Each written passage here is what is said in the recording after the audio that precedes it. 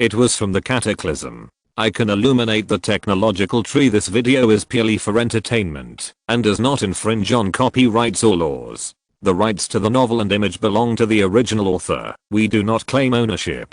Don't like waiting and want to listen to this fanfic in full now? Subscribe to our Patreon, where you'll find the best fanfics. Chapter 676, Restarting the Planetary Fortress Construction Project. Earth, Professor, the planetary mining project has been successfully completed. The electronic synthesized sound sounded in the laboratory, interrupting LV Yongchang's writing. It completed. LV Yongchang raised his head and glanced at the holographic clock on the wall, with a hint of confusion in his eyes. The speed is quite fast. What about Kepler 452c? Has it been blown up? Yes, there are only 5 planets left in the Kepler 452 star system. Zero responded quickly, and at the same time, released the scene of Kepler 452c's explosion on the holographic projection. How is the working status of the gravity compensation ship? LV Yongchang asked Zero, while walking towards the porthole next to him. Point as a member of the star system, the sudden disappearance of Kepler 452c is bound to have a certain impact on the operation of other celestial bodies in the star system. Point by then, perhaps human settlements in Kepler 452b will encounter considerable trouble. Point for the current human civilization. It is almost impossible to completely eliminate this impact point, but human civilization can reduce this negative impact as much as possible. Point the gravity compensation ship was built for this purpose. Point with the help of several large gravitational field generating devices, it can generate a gravitational field with a strength similar to that of Kepler 452c. Point, as long as it continues to run on the original planetary orbit instead of Kepler 452c, it can reduce or even eliminate most of the negative effects caused by gravitational disturbances. It is in good operating condition.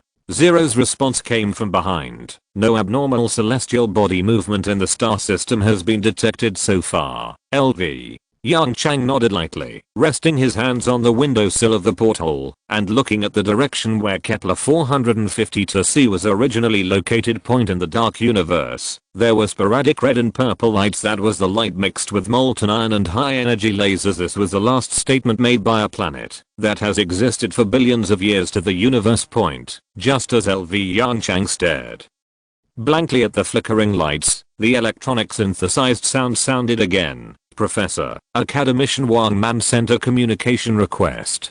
Do you want to connect? LV Yongchang came back to his senses, glanced at the holographic projection behind him, nodded and said, help me connect. The next second, a wrinkled face appeared in front of him. Point looking at this festive face, LV Yongchang's mouth corners slightly raised, and his mood unconsciously improved a little. It seems that Academician Wang is very happy. Hey, Professor Lu, what are you talking about? Wang Man's smile became more and more intense. Great harvest, Professor. Kepler 452c directly fills the gap in the fleet's basic metals, let alone the current ring-shaped living station. Even another giant structure project will be fine. LV Yongchang looked at Wang Man with interest, who was smiling brightly. Are you serious? Hearing this, Wang Man felt a thump in his heart. Point before the smile on his face faded away, LV Yongchang said, it just so happens that I have another megastructure project here. I'll ask Academician Tang Heron to prepare it in 2 days. Ahem. Professor. Wang Man showed a slightly embarrassed smile on his face and asked in a low voice, can I ask what kind of megastructure project it is? Of course. LV Yongchang said lightly, it's something we did before. Planetary fortress. Do you remember it? Plop. Wang Man sat back in his seat. Point planetary fortress. It's no exaggeration to say that all the projects under construction in the human union combined cannot match the resource consumption of that thing. This is going to kill him. At this moment, the smile on his face has completely disappeared. What's wrong, Academician Wang? LV Yongchang looked at Wang Man in front of him with a smile and said in a teasing tone, you were not like that just now. Wang Man swallowed hard, raised his hand and gently wiped the cold sweat on his forehead, and smiled bitterly. Professor, I just said it casually. Professor, please don't make fun of me. LV Yongchang looked at Wang Man and the holographic projection with a smile. After a moment of silence, he said softly, "Who said I was joking?" After the Starship replacement project is completed, the construction of the planetary fortress will be put on the agenda. From the last war with the Botha civilization, it can be seen that, although the planetary fortress consumes a lot of resources, the effect it can play in the interstellar war is definitely not comparable to one or several starships before. Due to technical problems, the planetary fortress was just a semi-finished product. This time I want to build a real planetary fortress. At least, it has to move. Hiss. Wang Man took a breath of cold air. When he heard this, he silently calculated a very rough account in his mind.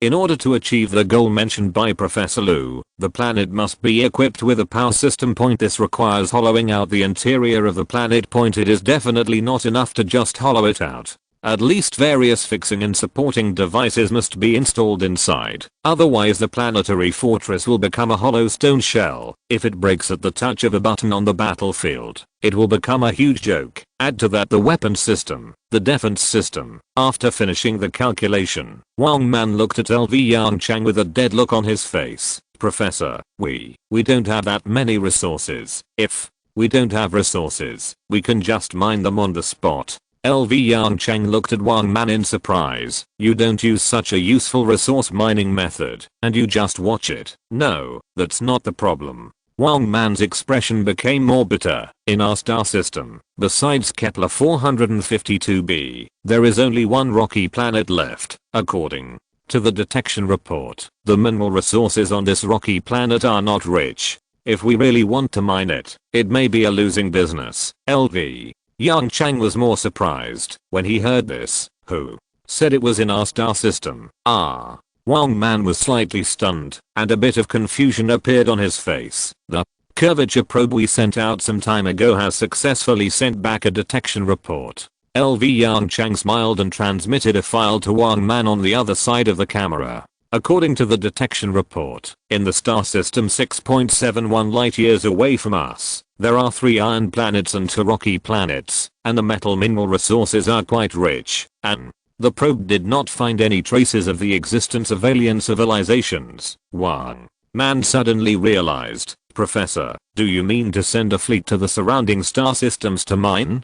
Chapter 677, Star Devourer. "Yes, but not entirely." After a moment's silence, LV Yongchang said, "Kepler 452 is the current base of human civilization and the base for future development. The main fleet cannot leave too far. In addition to the Suzaku Star Destroyer, I can only send you some TOT material transport ships, about 100 ships in number. Of course, in order to ensure the safety of the mining fleet, I can also provide you with a frigate fleet consisting of Junwu battleships and Zuanwu frigates." Wang Man thought about it in his heart, and his face immediately showed embarrassment. "Professor, these 100 starships are not too few. The strength of the gravitational cage generated is too weak, and there may be some." LV Yongchang fell into deep thought again. Dap, dap, dap. His knuckles gently tapped on the windowsill beside him, making a rhythmic sound. "Letting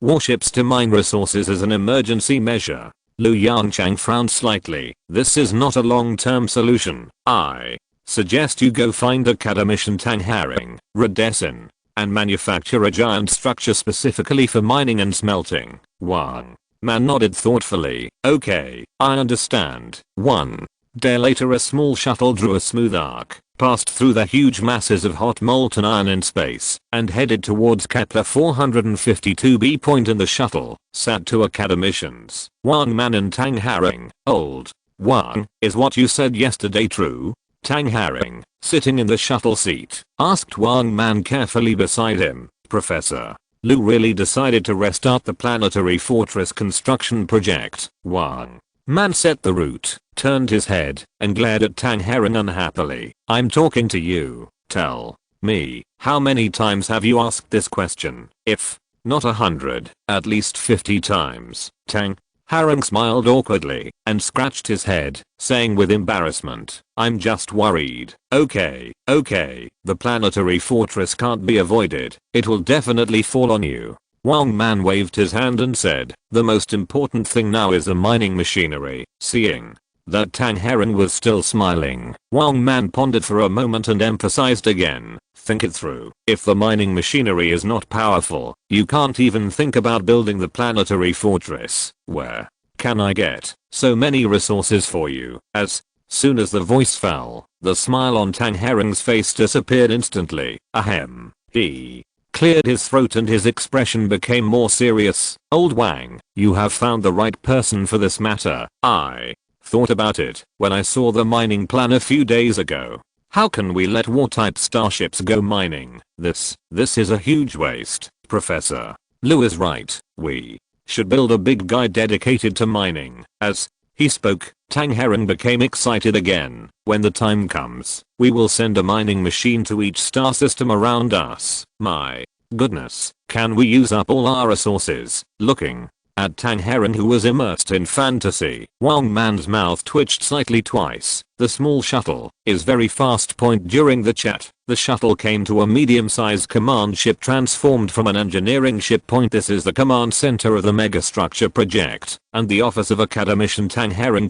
The port gate slowly opened and the shuttle smoothly entered the command ship under the control of the shipboard computer. More than 10 minutes later, a burst of hurried footsteps sounded in the corridor of the central area of the command ship. At the same time, Tang Herring's voice with hidden excitement came from afar. "Come on, Leo Wang, I'll show you a big treasure." Wang Man, I always feel something is wrong. Is it his illusion? Wang Man followed Tang Herring into the office with a suspicious look on his face. Click. The door of the office was closed. A few seconds later, a slight exclamation came from the door. "Fuck." Wang Man looked at the holographic image in front of him and exclaimed in a low voice, "Isn't this a Dyson ring?" "Yes, but not completely," Tang Herring explained with a smile. "This is actually the first version of the design of the ring-shaped space habitation station. Each concentric ring can be inhabited, but considering that we don't have such a large demand at present, it has been reduced to a single ring structure." As he spoke, Tang Herring raised his hand and gently moved the holographic projection. The nested structure constructed by 6 concentric rings with increasing radius began to rotate. This extremely regular rotating image reflected in Wang Man's eyes eased his originally somewhat impatient mood. "So, how do you plan to mine?" he asked softly with a slower tone. "Simple." Tang Herring's smile became even bigger. "Just a little modification will do. Install a high energy laser generator and a gravitational field generator on the ring. Just like the Dyson ring, it can wrap the planet to be mined. After the Star Destroyer blows up the planet, it will directly complete the division and smelting work on the spot. The project is not difficult." Tang Herring pondered for a moment. "Let me give you a few years, and I will help you make a prototype." Earth, calendar year 3620. The giant planet mining device, Star Devourer, followed the fleet to the target star system. In order to keep up with the fleet's sailing speed, Tang Herring even added a curvature engine to Star Devourer, but it must be admitted that this operation greatly increased the efficiency of the mining team. Wang Man stood by the porthole of the planetary command ship, looking at the 6 huge concentric rings on the same horizontal plane in the distance, with some emotion in his eyes. This is the appearance of Star Devourer before it is unfolded, which not only facilitates its entry into curvature navigation, but also makes it easier to swallow the planet into it. Under Wang Man's gaze, Star Devourer slowly drove towards the iron planet. With a light gray surface and covered with large and small craters, then, like a star ring, it was wrapped around the planet. Under Zero's remote control, Star Devourer slowly unfolded and began to rotate continuously. The planet to be mined is located at the center of these rotating concentric rings with a purple light. The Suzaku Star Destroyer blew the horn of mining stellar devourer, also began to generate a gravitational cage around the planet. Everything was on track. 4 light years away from the Kepler 452 star system. A slightly old probe with traces of time on its surface slowly moved forward. The direction it was heading was a relatively dense star field where the Kepler 452 star system was located. Chapter 678, Taladan Civilization. As the camera gradually zooms in, the full picture of this lonely detector gradually becomes clear. Different from the regular manufacturing style of human civilization, it is difficult to see edges and corners on this detector. Even the various internal circuits present a series of charming arc shapes. The surface of the ellipsoid detector was covered with a thick layer of dust, and even the outer shell suffered a lot of damage. Those are all interstellar dust adhering to its surface. Obviously, it has experienced a long interstellar journey.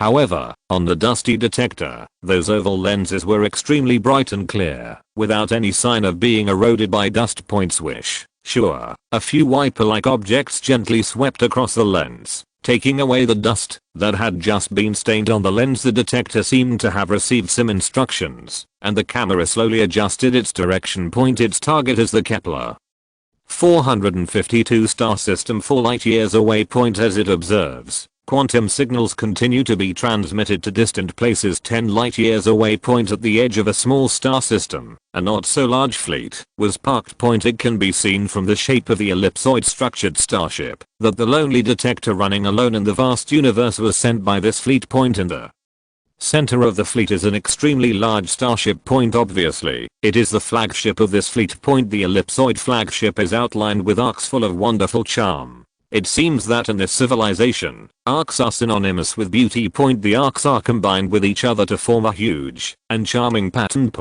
But the traces left by the artillery fire destroyed this beauty. The melted armor, exposed circuits, and components glowing with black smoke, all of them showed signs this poor fleet seemed to have just experienced an extremely brutal war. Taladan civilization. This is what this poor civilization calls itself. Flagship interior. Each creature with a round body and fine hairs on its body operates the power assisted device and glides quickly in a gravity-free environment. The black and white fluff, coupled with the round figure, makes people think of a kind of creature. Panda. Perhaps it is a coincidence that these Taladans are more than 80% similar to pandas. The only difference is that their facial shapes are softer. A pair of bright eyes are set on their heads like gems, and their small feeding organs are hidden under the black and white hair. Let's not talk about the perspective of other races. Just from the perspective of human civilization, these round creatures are mainly cute. Taladan fleet flagship. A variety of high precision instruments are installed in a spacious and bright room. In line with civilized aesthetics, almost everything in the room has no edges. Even the corners of the room itself have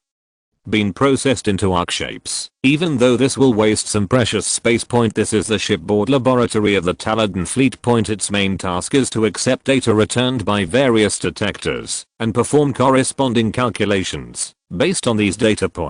Since the escape began, this laboratory has been conducting an important task, searching for habitable star systems. Damn intruders, a Taladan complained in a high-pitched voice. If it weren't for them, we wouldn't have to live in such a cramped environment. Yes, Marin, you are right. A gravity-free environment is really not a place for people to stay. I haven't learned to use this power-assisted device yet. In the distance, another Taladan man echoed and responded, I really don't know how long these intruders will be pursued. When the Taladan man named Marin sneered, shook the black and white fluff on his body, and said angrily, who knows, Milo, in order to get rid of their pursuit, we have lost 80% of the fleet. Milan stretched out his little paws and hugged his head with some collapse. Those starships have been wiped out. Milo sighed, put down his work, and murmured in a low voice, yes, there is not much difference between our technological level and theirs, but the weapons and equipment are too different. Hearing this, Milan's mood became even more broken. I said it at that time, we should research some necessary weapons and equipment. But, no one agrees with my proposal. No one supports my plan. Milo fell silent. After a long time, it spoke slowly and replied in a high-pitched voice, Marin, you know, our civilization has not had a war for a long time, and we've never had contact with an alien civilization. No. One could have imagined that the first contact with an alien civilization would have such a result. Before the words could be finished, a low alarm sounded, interrupting the argument between the two. The detector sent back abnormal data. Mullen was the first to react, and he quickly controlled the power assist device to slide towards the computer not far away. Wait for me. Milo saw this and hurriedly controlled the power assist device on his body. I'm not very good at using this thing. After stumbling, it finally managed to reach Mullen's side. What? Data? It shouted excitedly. Has a habitable star system been discovered? Find a habitable star system, and then continue to develop and live in peace. This is the belief that supports all Taladan people. After the Taladan civilization began to flee. Merrin did not speak, but just stared at the screen in a daze. Hey, I'm asking you a question. Milo gently bumped Merrin next to him with his round body, squeezed out a space, and quickly looked at the screen. This, like Merrin. Milo also fell into silence. Is this true? After a long time, Merrin's voice came from beside him. There was a little trembling and confusion in the voice, and even a bit of despair and fear. No, it's impossible. How could this happen? Milo shook his head again and again. He couldn't believe the data he saw. How could a planet suddenly be missing? He pounced on the computer in front of him a little frantically and used his little claws to quickly adjust the calculation program in it. There must be a calculation error, Milo said confidently, or there must be something wrong with the detector. Wait a minute, I'll check the calculation program. It glanced at Merrin, who was standing there in a daze, and shouted hurriedly, don't just stand there, go and retrieve the observation data from other detectors. Oh, okay. Milo's reminder brought Merrin back to his senses, and he quickly controlled the power assist device to rush towards another computer. The string of abnormal data directly plunged the originally quiet and peaceful laboratory into chaos. Chapter 679, The Disappeared Planet. The chaos in the laboratory gradually subsided. Instead, there was a dead silence. Milo and Merrin quietly lay on the cold ground, their eyes filled with extremely complicated expressions. The verification results are out. Merrin was the first to speak and broke the dead silence in the laboratory. There is no problem with the detector. There is no problem with the calculation results, Milo responded weakly. In other words, the star system we observed really lost a planet all of a sudden. Merrin said, a little crazy. This is a planet. How could such a thing happen? Milo was silent for a while and whispered, this is definitely not a natural occurrence. Nonsense. How could such a thing happen under natural conditions? Merrin cursed angrily. Suddenly, Milo stood up abruptly, controlled the power assist device, and staggered towards the laboratory door. Where are you going?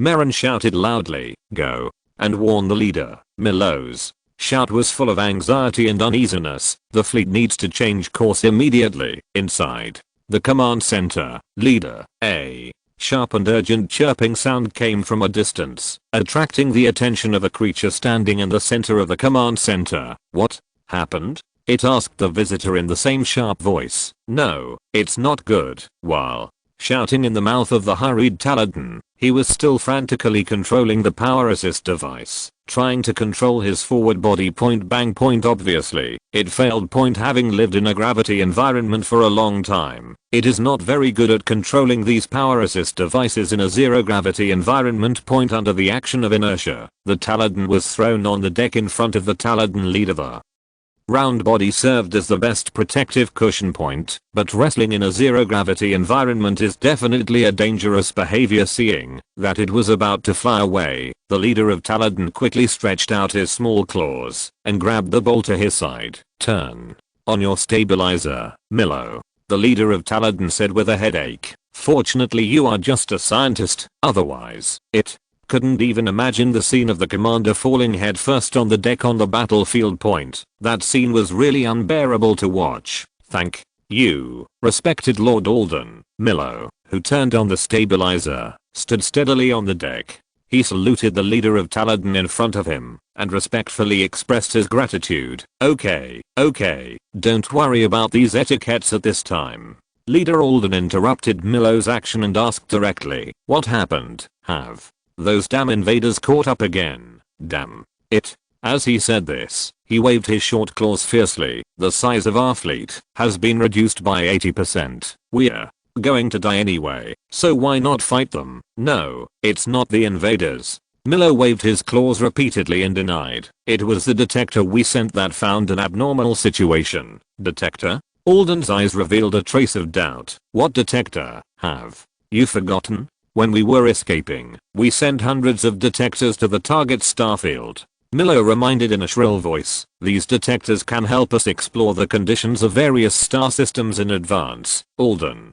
suddenly realized, and then there was a touch of excitement and expectation in his eyes. You mean, did the detector find a habitable star system? No. Miller denied the leader's words again, point deep in its eyes. It was filled with deep fear. The detector sent back a terrifying discovery. It trembled slightly and said again, a planet disappeared. The planet disappeared? Alden looked at the scientist in front of him in confusion. Why did the planet disappear? I don't know. Miller's round body trembled like a sieve. The detector is still 4 light years away from the target star system, and our observation methods are not enough to directly observe such a distant planet. We can only use various means to infer the distribution of planets in the star system. Just now, the observation data we received was abnormal. It's obviously abnormal. Miller emphasized again. It took a deep breath and calmed down the panic in its heart. Originally, we calculated that there should be 6 planets in that star system, but based on the abnormal data just received, we found that there are only 5 planets left in that star system. 1 less. Alden looked at Miller in front of him thoughtfully. After a moment of silence, it asked softly, do you think this is an observation and calculation error? Or, no, it is definitely not an observation and calculation error. Miller waved his little paws frantically, repeatedly denying the leader's words. I think there is only one possibility. There is an advanced civilization in that star system. Miller looked directly at the leader and said word by word, hiss. Alden took a breath of cold air, and his round body began to tremble slightly. What kind of civilization can destroy a planet directly? Alden's tone was full of confusion. Is there really no safe star system in this universe? This race of Fizz has always advocated peace. War has always been an extremely distant word for the Taladan civilization. Therefore, they, lacking war experience and weapons and equipment, fell into such a slump in this war. It was this war that ruthlessly shattered their fantasy of the universe. The Taladan civilization, which had lost 80% of its fleet, now viewed alien civilizations as if they were snakes and scorpions. Fearing that they would be contaminated by the slightest cause and effect. In the back, there was the invading fleet that was chasing them relentlessly. In front, there was an unknown advanced civilization. It seemed that the Taladan civilization was in a desperate situation. Leader, at this point, we can only change our target. Miller said in a heavy tone. There are hundreds of large and small star systems in the starfield ahead of us. Please give the order to change the direction of the fleet's navigation. I have selected another star system for you that may have habitable planets. As he spoke, Miller pressed a few buttons on the computer beside him, and a new route appeared on the star map.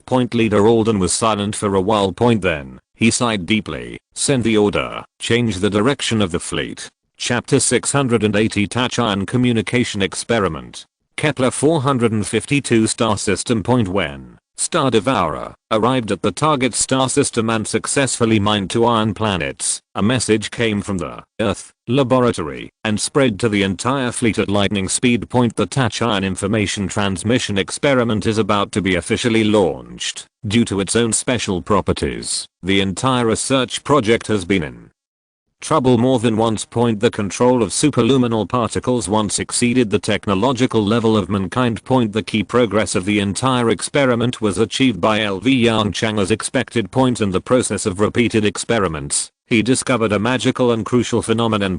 When tachyons carrying a lot of energy pass through a high-intensity gravitational field, their own frequency will change slightly. This creates the necessary conditions for tachyon communication. First, use the energy released by the high-energy laser beam to slow down the speed of the tachyon as much as possible. This is a prerequisite, otherwise, the gravitational field will not have time to change the frequency of the tachyon, and it will escape to infinity point. In addition, during the experiments, the Academy of Sciences found that, in order to change the frequency of tachyons, in addition to the real requirements in terms of energy, there are also hard requirements in terms of gravitational field strength. For this reason, LV Yongchang proposed a very creative plan.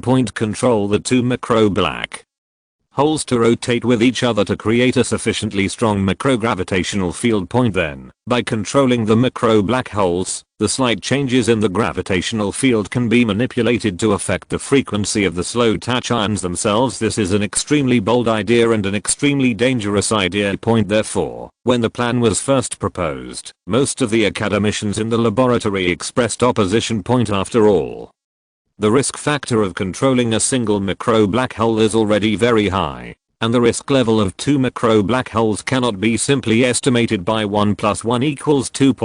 Even if we don't consider its potential risk level, with the technological level of human civilization at that time, it is impossible to do such a heaven-defying thing. Because of this, the development of the entire tachyon communication project was shelved indefinitely. Until the gravitational field control technology was broken through again. This long forgotten plan was picked up by LV Yongchang again.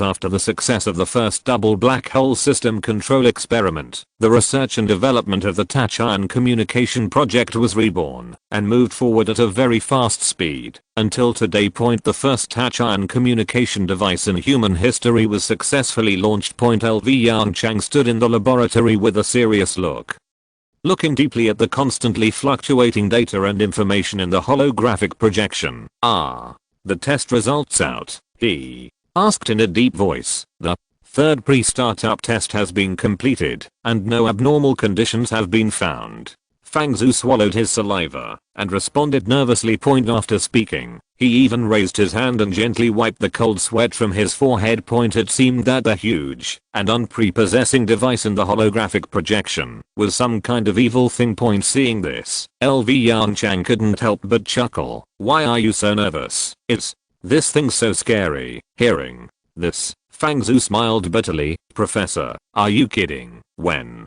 the time comes, we have to install two macro black holes in it. It's just a macro black hole." LV Yongchang shrugged. "You have to believe in our technology. The means of controlling macro black holes are already very mature." "Fang Zhu," he said weakly, "no matter how mature it is, it's still two macro black holes. If they collide, the consequences will be terrible. It can't hit." LV Yongchang raised his eyebrows and interrupted Fang Zhu's words. "I said it can't hit. It can't hit. This is the power of technology, and it's not on the earth. What are you so nervous about?" LV Yongchang glanced at Fang Zhu with a strange look on his face. "You kid, have you stayed up late and become stupid?" Fang Zhu's mouth twitched slightly twice, and a nervous look on his face quickly dissipated. "Ahem. Professor, all tests have met the standards, and the experiment can start at any time." LV Yongchang gave the order without any hesitation. "Turn on." The moment the voice fell, the huge energy created by the annihilation of antimatter began to gather in the mobile experimental ship located in the empty universe. In the experimental ship, there are two stable macro black holes. This is an important part of the tachyon communication device. Due to the current technical level limitations, the entire device looks particularly bloated, but for the huge, medium and large starships, it is nothing. However, before the miniaturization technology of tachyon communication has been broken through, it may be difficult for small starships to carry such a device. In this regard, LV Yongchang proposed a simple solution. Once the fleet needs to enter the secondary curvature state of more than 10 C, the small starship will be stuffed into the medium and large starship. Let's get back to the point. As the huge energy gradually gathered, the experiment officially began. Under Zero's precise control, the powerful gravitational field pulled the two macro black holes to slide towards the vacuum experiment chamber in the center. The distance between the black holes is getting closer and closer under the control of the powerful gravitational field of the outside world. The two macro black holes maintain an extremely subtle distance between them. Like a stable binary star system, they began to orbit each other. Twisted and regular gravitational fields and gravitational waves emanated from it. It was like a gookin playing a melodious song. The next moment, hundreds of high-energy lasers were emitted from the wall of the spherical experimental cabin. These high-energy lasers shot straight at the center of mass of the two black holes. Center of mass. The center of mass is referred to as the center of mass, which refers to an imaginary point in the material system where the mass is considered to be concentrated inside Earth. The preparations for the mobile experimental ship have been completed, as LV Yongchang's deputy, Fang Zhu, said in a deep voice after carefully checking the data given by Zero. Start the curvature engine. LV Yongchang raised his head slightly, stared at the mobile experimental ship in the holographic projection, and said softly, If it was not explained in advance, who would have thought that there were two macro black holes in such an unremarkable starship? Fang Zhu took a deep breath, calmed down his excitement and anxiety, and gave the order in a deep voice. Start the curvature engine. Use the first set of navigation plans as the standard, and start curvature navigation. The whole set of navigation plans is very simple. After entering the curvature state, the mobile experimental ship will continue to accelerate until it exceeds 10c, that is, until it enters the second level curvature state. During this process, the tachyon communication device and the quantum communication device will continuously transmit information to the Earth. If you're listening to this novel on a channel other than Fanfic World, it means they downloaded and uploaded it without effort. We cordially invite you to visit our channel, Mundo Fanfic Novelos. There you'll find the original version of this story and you can explore many other novels of various genres. We're waiting for you to immerse yourself in a world of incredible novels. Chapter 681. I have left the cabin and feel good. Zero meticulously executed the orders from LV Yongchang and Fang Zhu. With the start of the curvature engine, the curvature bubble was successfully generated, and the mobile experimental ship that was stagnant in the empty universe instantly disappeared in the picture sent back by the detector. They successfully entered the curvature state and disappeared in the light speed universe. The real experiment was declared to begin at this moment. The Earth laboratory quickly became busy. The current experimental ship's navigation speed is 1.1 c. The quantum communication state is normal, and the tachyon communication device is operating normally. The slightly noisy report sounded in the laboratory. LV Yongchang slowly stood up from his seat. His eyes became sharper. Start compiling tachyon information. As the voice fell, in the experimental ship, under the control of the gravitational field, the rotation speed of the two macro black holes changed a little. At the same time, the strong gravitational field created by the macro black hole also changed slightly. The tachyon information has been successfully compiled. An academician shouted loudly. The information has been successfully sent, and like sending tachyon information, the current way for human civilization to receive tachyon information is relatively simple. By observing the gamma ray fluctuations released when the tachyon energy is dissipated, the frequency of the tachyon itself can be inferred to analyze the information carried in it. After all, unlike tachyons, the gamma rays they release are something that can be observed by the slow universe. Although tachyons are spread throughout the universe over a long period of time, the energy carried by these tachyons has long been dissipated, and their own energy is almost zero. Therefore, in the observation instrument, the gamma ray fluctuations released by tachyons are particularly conspicuous. It's as dazzling as a light bulb in a dark room. But this observation method also leads to another disadvantage. The communication distance is limited. The current range of tachyon communication in human civilization is exactly the range where the tachyon dissipates its own energy below the observation accuracy point. According to estimates, it is about 1000 light years on the scale of the universe. This distance is nothing. But for today's human civilization, this is already vast enough. The method to increase the distance of tachyon communication is also very simple, and there are probably two directions. First, slow down the initial running speed of the tachyon as much as possible. That is, let it carry enough energy to support a longer dissipation time. Second, increase the observation accuracy of the fleet itself. LV Yongchang prefers the second option. The running speed of the tachyon increases with the degree of energy dissipation. This means that the flight speed of the tachyon will become faster and faster over time. In other words, as long as the observation accuracy is high enough, the communication range of tachyon communication is the entire universe, almost at the same time as the academician spoke. Zero's electronic synthesized sound also sounded in the speaker, successfully observed vacuum gamma ray fluctuations, information recognition, AAAA, deciphering information, comparison is successful, confirmed to be the tachyon information sent by our side. After a short wait, warm cheers broke out in the laboratory. Don't rush to celebrate, it's not a complete success yet. LV Yongchang interrupted the cheers of the academicians. Continue to increase the speed of the starship to more than 10 c. As the starship's speed in the holographic projection continued to increase, the atmosphere in the laboratory gradually calmed down. 10 c. 10.1 c. Quantum communication has been interrupted. The emotionless electronic synthesized sound rang out and echoed in the laboratory. There was no surprise on LV Yongchang's face.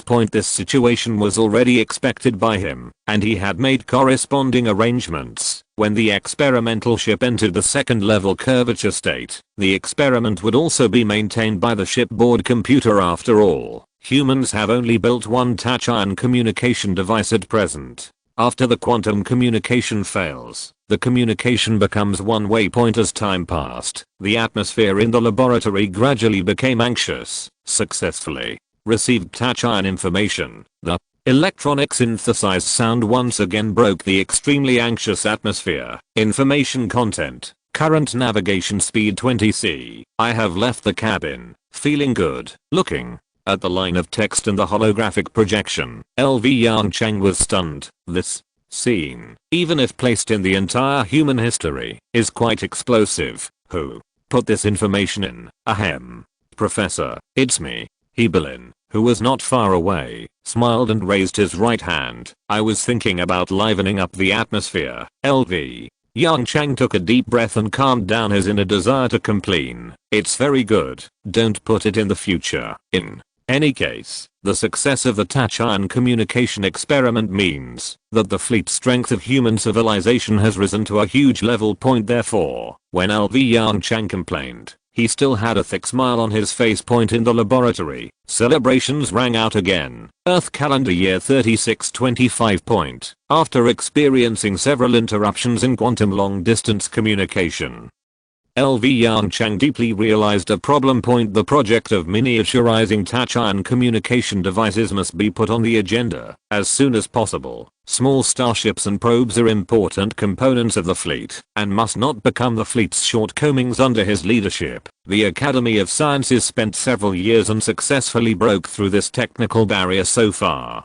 every starship and detector that has reserved space for tachyon communication modules has been successfully equipped with tachyon communication devices. The speed at which human civilization is expanding its territory has also instantly increased to a new level. So far, human civilization has mastered 3 star systems around the Kepler 452 star system. Under Zero's control, Galata continues to mine the iron planets in these 3 star systems, providing a large amount of essential mineral resources for the human fleet. What makes Lu Yongchang regretful is that there are no habitable planets in these 3 star systems, and naturally there are no alien civilizations. Professor, over there at the School of Sociology, Fang Zhu smiled bitterly and knocked on the door of Lu Yongchang's office, reporting softly, they ask me about that thing again. No. After hearing Fang Zhu's words, Lu Yongchang stopped what he was doing angrily. Tell them that there is no trace of any lower civilization, not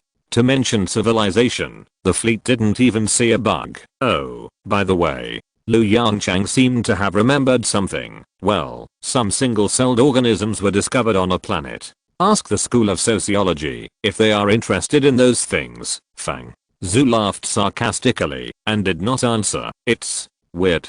Lu Yongchang scratched his head vigorously, with a bit of confusion in his eyes. When we first came out of the Earth, we could encounter alien civilizations everywhere. It was really impossible to hide. Now, I'm ready to find them, but they are well hidden. TSK. That's pretty cool, Lou. Yongchang looked at the brand new desk in front of him with a depressed look and complained in a low voice. Chapter 682 May, Zanka, bless us. Taladan Fleet Point. After a short period of replenishing energy and necessary supplies, the Taladan fleet had left the original desolate star system point. There is no way the intruder who is following closely behind and refusing to give up the pursuit may appear at any time. Point. The longer you escape, the more vitality Taladan civilization will have. Point. Alden, the leader of the Taladan civilization, controlled the power-assisted device on his body and slid quickly through the gravity-free starship cabin. Point. The black and white fluff on its body trembled slightly, showing its extremely restless mood inside. Point. It's now going to the lab. Point. The findings returned by the detectors some time ago shocked too many people, especially ordinary people. Point. Some dangerous signals have appeared within the civilization. Many Taladans have chosen to commit suicide in this desperate situation. Point. As the leader,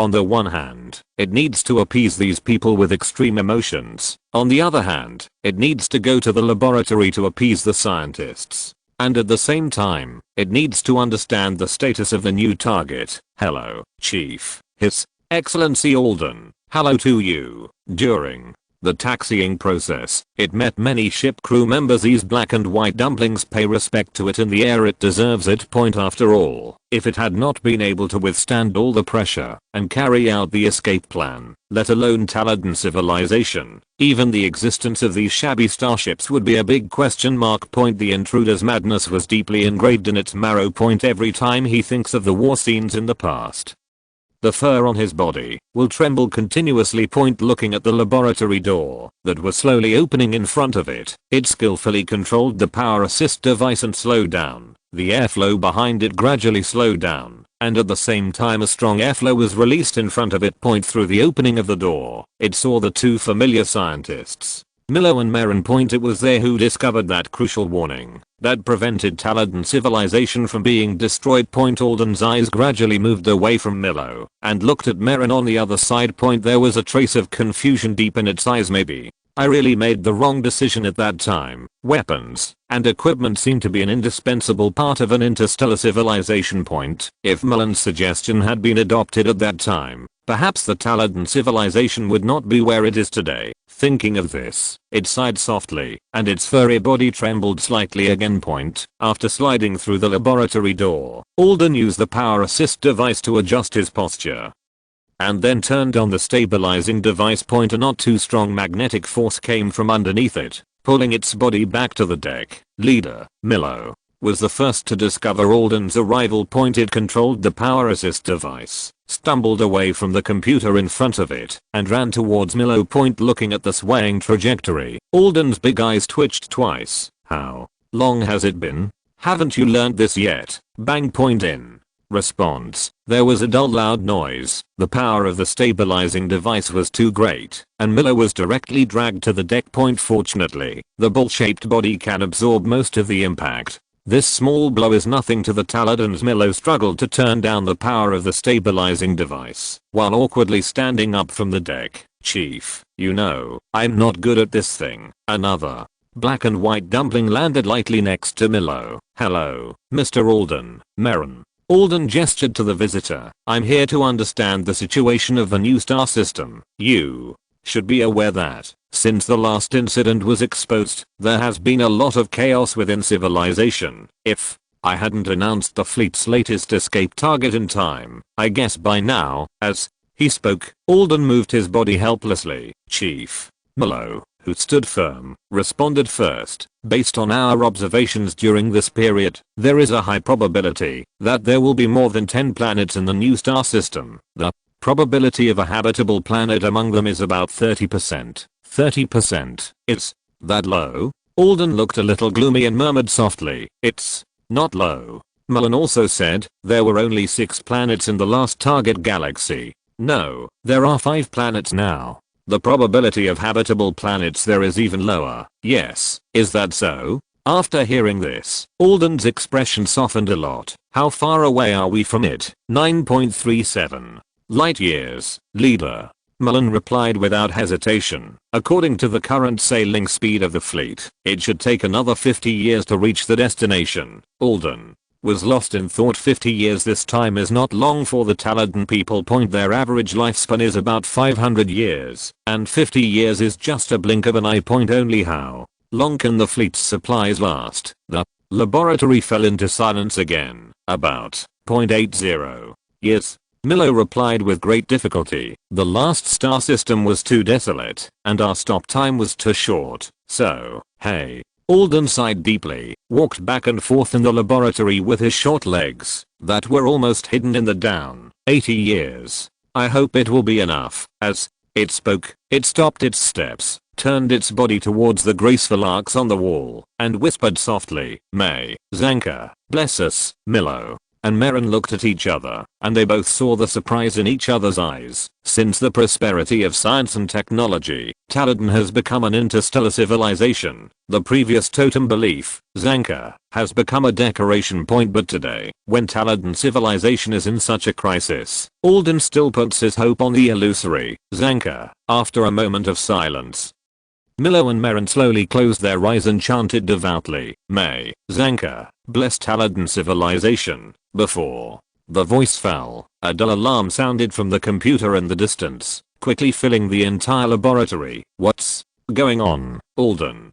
suddenly opened his eyes and asked solemnly. Milo and Merrin looked at each other again. The bottom of their eyes were filled with deep horror. The next moment, the booster suddenly blew out a stream of air, pushing them quickly towards the computer in the distance. Bang. Milo fell on his face as usual.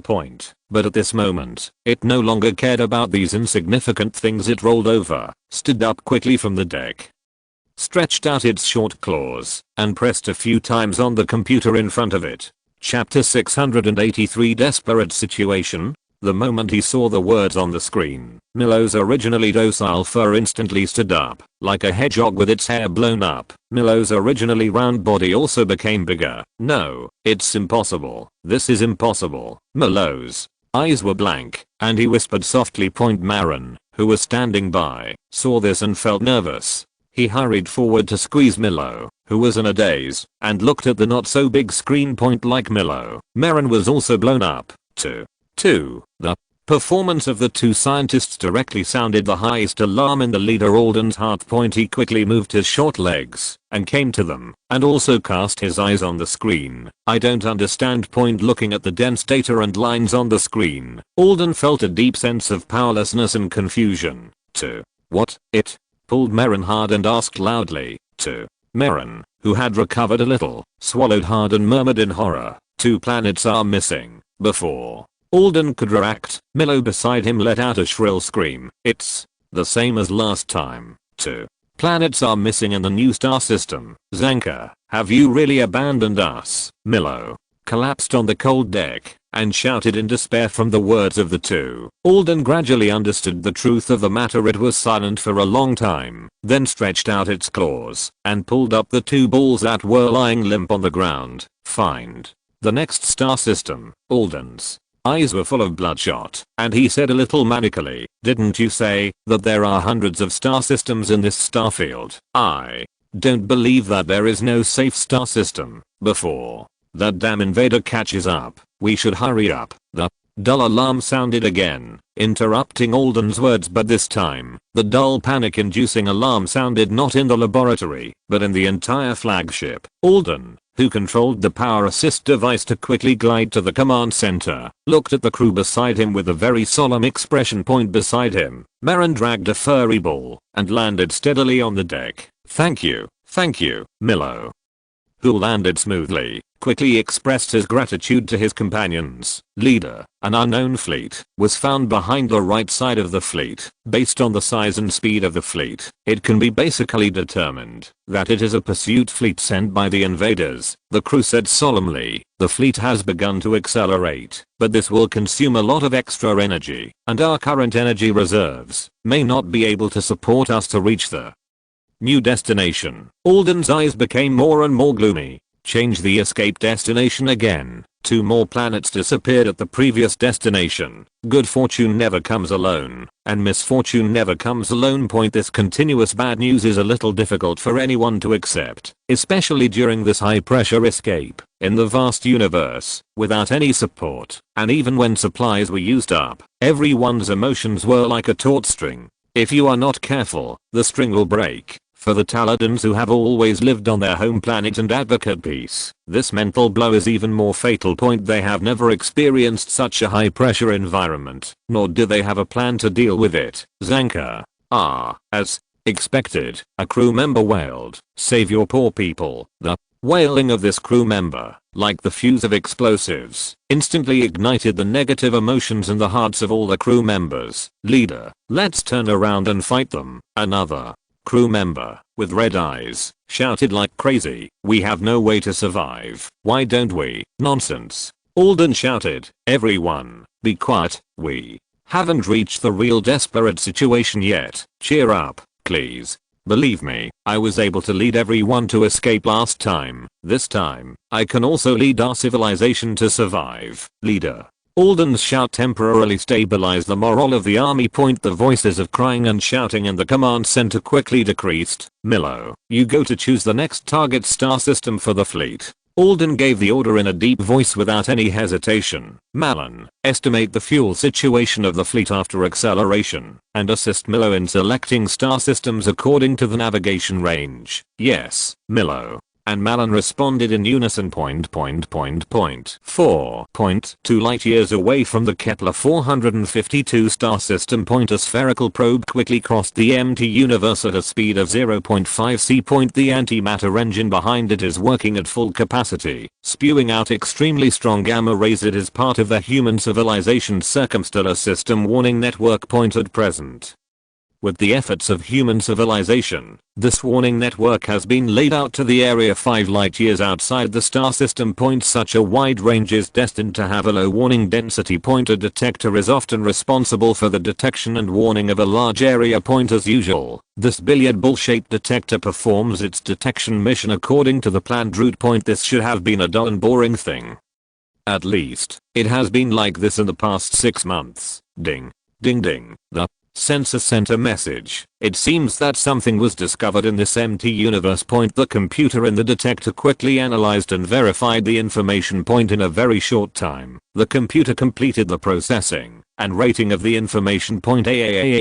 Without any hesitation, the computer quickly transmitted the information back to the Kepler 452 star system 4.2 light years away. In the vacuum, the tachyons quickly dissipated the energy they had just obtained and left 2 gamma rays of different frequencies and opposite directions in the ethereal universe. Kepler 452 star system. After several years of steady development, the Kepler 452 star system has become an extremely busy metropolis. From the main star to the boundary of the star system, medium and large starships can be seen everywhere.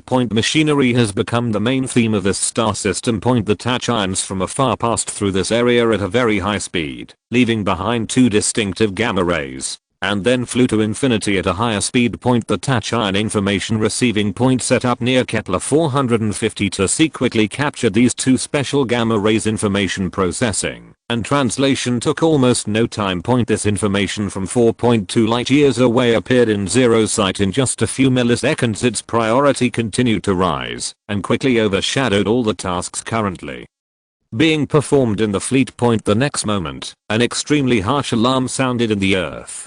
Chapter 684 Yevgeny's Plan. In the office.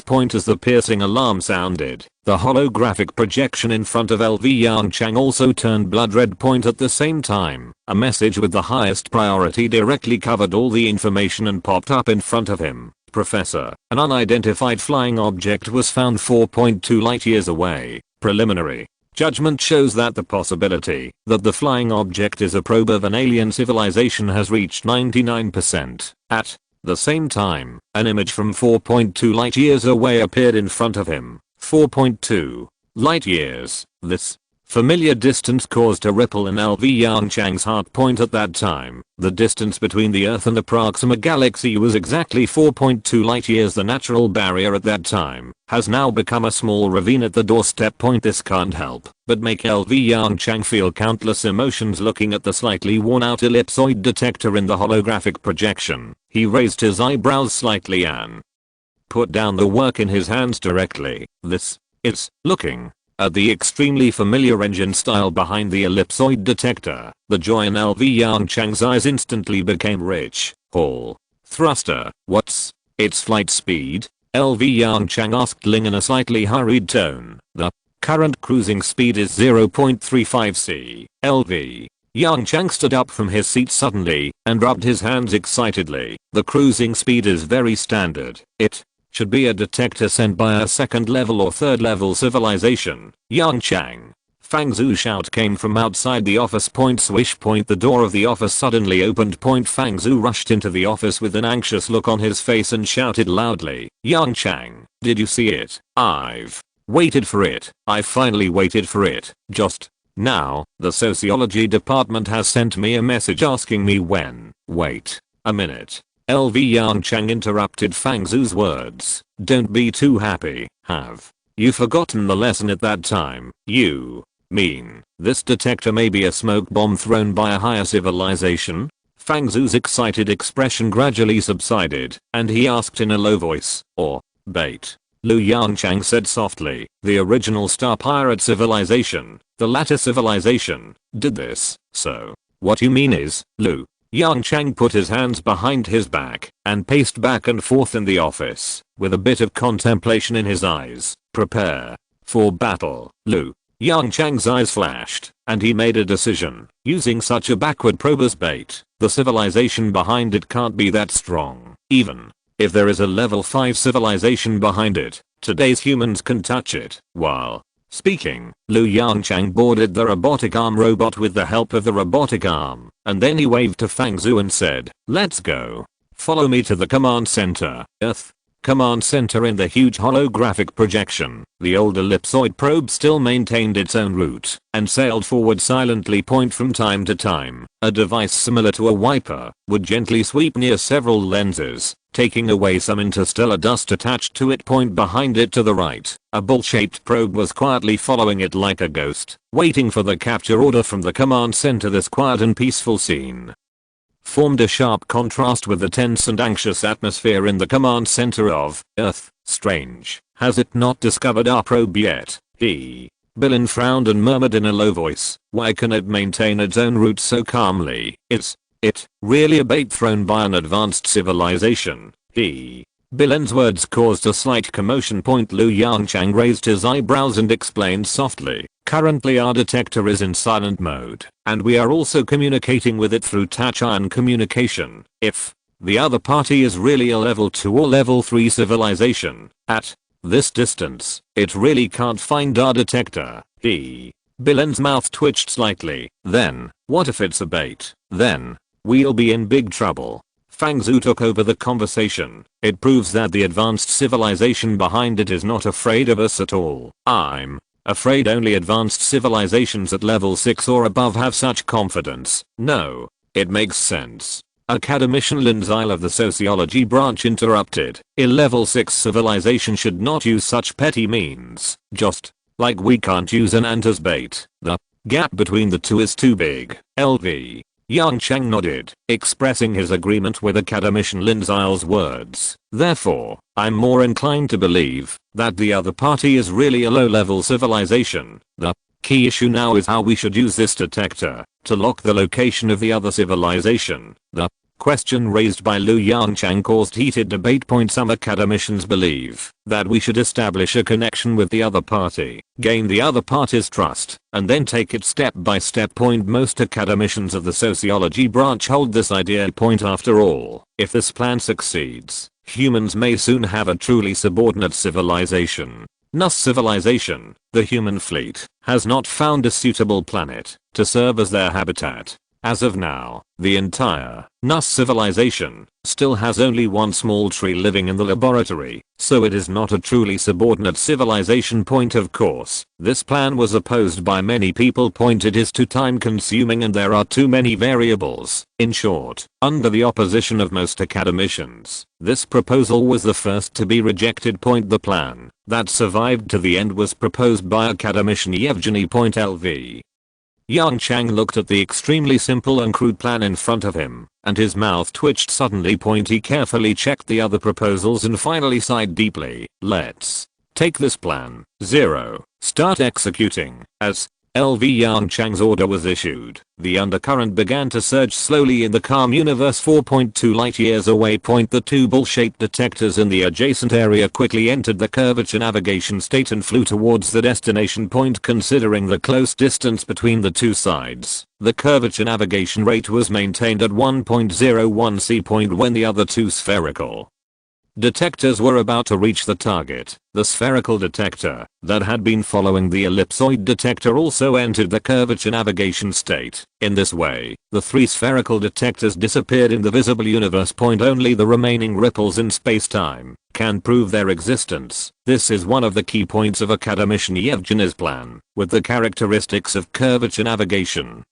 It quietly approaches the ellipsoid detector.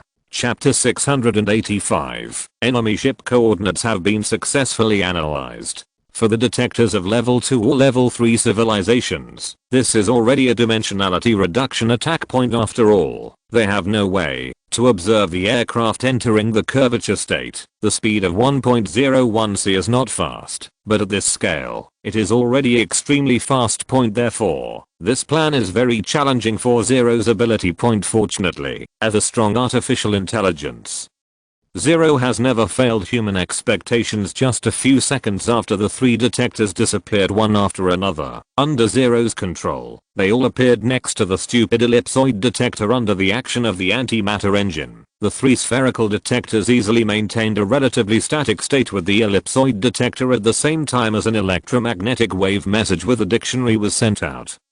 Three robotic arms quickly extended and stretched towards the ellipsoid detector at a very high speed. Click.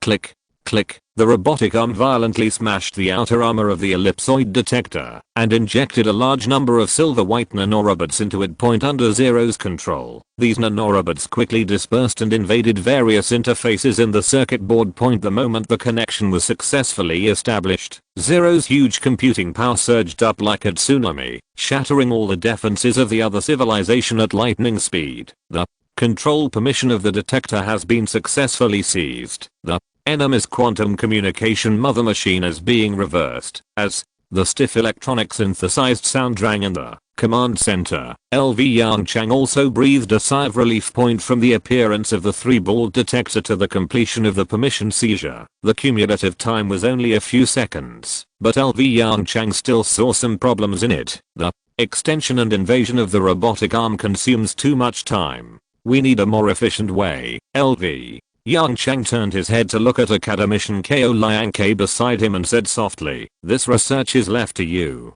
Ko." Liang-K nodded without any hesitation. The electronic synthesized sound rang again, interrupting the communication between the two. Deciphered successfully. Warning. Quantum long-distance communication link has been disconnected. Initially determined to be physically interrupted. Lv Yongchang was not surprised at all. It's just unplugging the network cable. If it were him, he would do the same. Lv Yongchang looked at the bright white text in the holographic projection, and the corners of his mouth rose slightly. Enemy ship coordinates have been successfully analyzed. The other party's actions were still a little slow.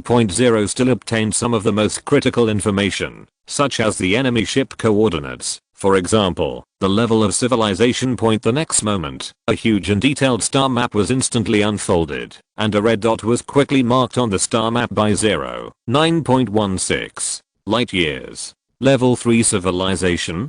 Lv Yongchang's eyes suddenly showed some joy. Great. Send an order. Fleet. Set sail. The originally calm edge of the Kepler 452 star system quickly became noisy the moment this order was issued. The gamma rays emitted by the antimatter engine increased several times more than usual in a short period of time. In order to conquer this small low-level civilization from all aspects, LV Yongchang sent out a fleet far beyond the scale of the third-level civilization. Jinwu battleship, White Tiger, destroyer, Zuanwu, frigate, and Teoti, material reserve ship, and the secondary flagship located in the center of the fleet, Titan mothership. They formed an extremely regular formation, and under the impetus of the antimatter engine, they slowly sailed towards the outside of the Kepler 452 star system. It is no exaggeration to say that the combat power of this fleet can easily sweep most of the fourth level civilizations that have not yet mastered gravity technology. When they left the star system, the curvature engine started. Under the wrapping of the curvature bubble, the huge fleet instantly disappeared in the visible universe. The space-time wave quickly went away, and the ripples left behind slowly spread to the surroundings, forming a bunch of fine waves on the space-time ocean. Under the mechanism of space-time itself, these remaining fine waves were quickly smoothed. The Kepler 452 star system once again restored its previous tranquility. Taladan civilization. With the joint efforts of Milo and Marin, the target star system was rescreened. At the same time, the Taladan fleet also slowly completed the route change.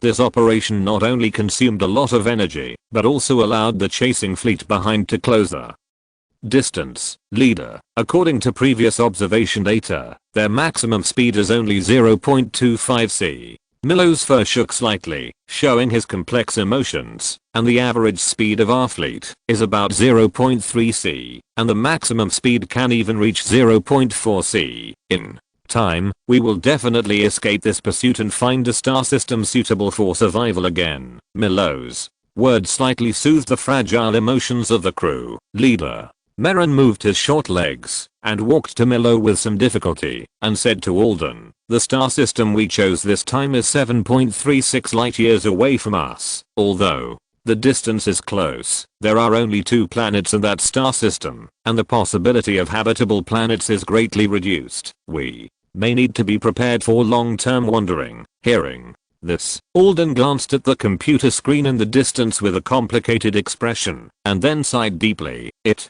doesn't matter. The continued existence of the Taladan civilization is the greatest fortune bestowed upon us by Zanka. We can't ask for anything more. Before the words fell, the dull alarm sounded again in the ship. The atmosphere, which had just been somewhat peaceful, became tense again. Misfortunes never come alone, and blessings never come in pairs. The Taladan civilization, which had been peaceful for thousands of years, finally deeply realized the meaning behind this sentence. Several lines of data and text flashed across the large screen of the command center. Milo glanced at the back and his face changed drastically. He immediately rushed to a computer and started operating it. "Chief, one of the detectors we sent out was attacked," Marin explained to Alden while walking towards Milo with his short legs. "Milo, stop talking nonsense.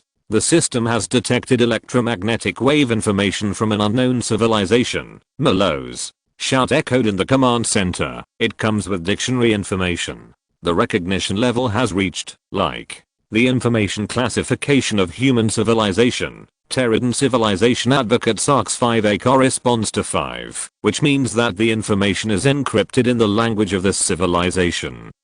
4A corresponds to 4, which means that the information comes with dictionary information and can be quickly translated." Hearing this, Marin hurriedly quickened his pace. PS. Thanks to Kun for his great certification. I'm stuck, and I can't add more chapters, even if I want to.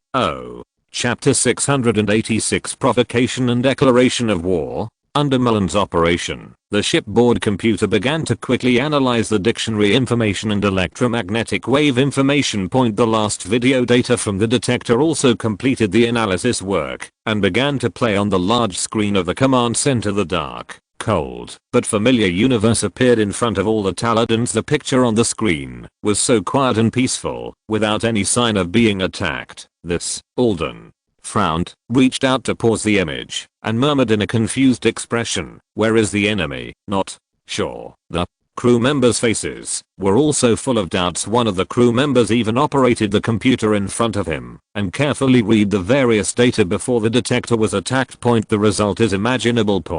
No matter how he retrieved the historical data, he could not find any abnormal data. Okay, stop tossing. Alden stopped the crew's useless attempts. Continue to observe. While speaking, a deep sense of uneasiness appeared in the depths of Alden's eyes. Years of escape experience told him that the unknown is the most terrifying situation in war. This often means that the enemy's strength far exceeds ours, just like the invaders just invaded their star system. The Taladan civilization, which has lived in a peaceful environment for a long time, doesn't even know what those various weapons do, and the current level of danger is far greater than that of the past. After all, they didn't even find where the enemy is. The last video data left by the detector began to continue playing, and Alden also stared at the big screen in front of him with full concentration. Suddenly, Alden only felt a flash in front of his eyes, and 3 silver white spherical aircraft appeared in the camera very abruptly. They were arranged in a triangular shape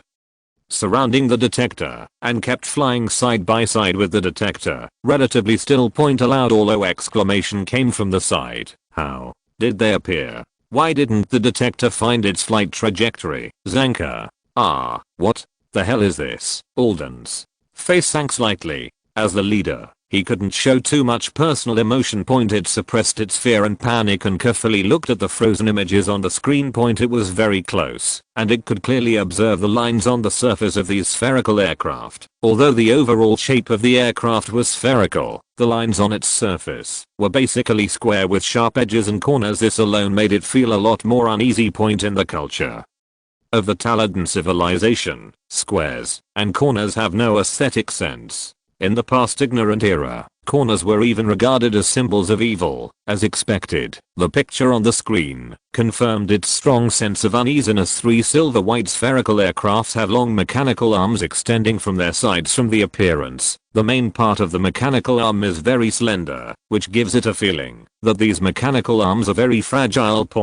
But the next scene told Alden very rudely that everything was just his illusion. The slender mechanical arm stretched towards the detector at a very high speed. Although Alden is not a scientist, his basic scientific literacy still makes him aware of the problem. A mechanical arm that can withstand such acceleration is definitely not fragile. The scene that happened next also confirmed its guess. The mechanical arm easily smashed the extremely hard outer armor on the surface of the detector. Just when Alden thought that the detector was about to be completely torn apart, the 3 mechanical arms quickly retracted into the spherical aircraft. The next moment, the screen went black and the video data was interrupted. Leader, the preliminary judgment is that the quantum long-distance communication device was destroyed, resulting in the interruption of communication connection. Alden did not respond to the report of the crew beside him, but cast his eyes on Milo and Marin not far away. At this time, the electromagnetic wave information emitted by the 3 spherical aircraft is particularly important.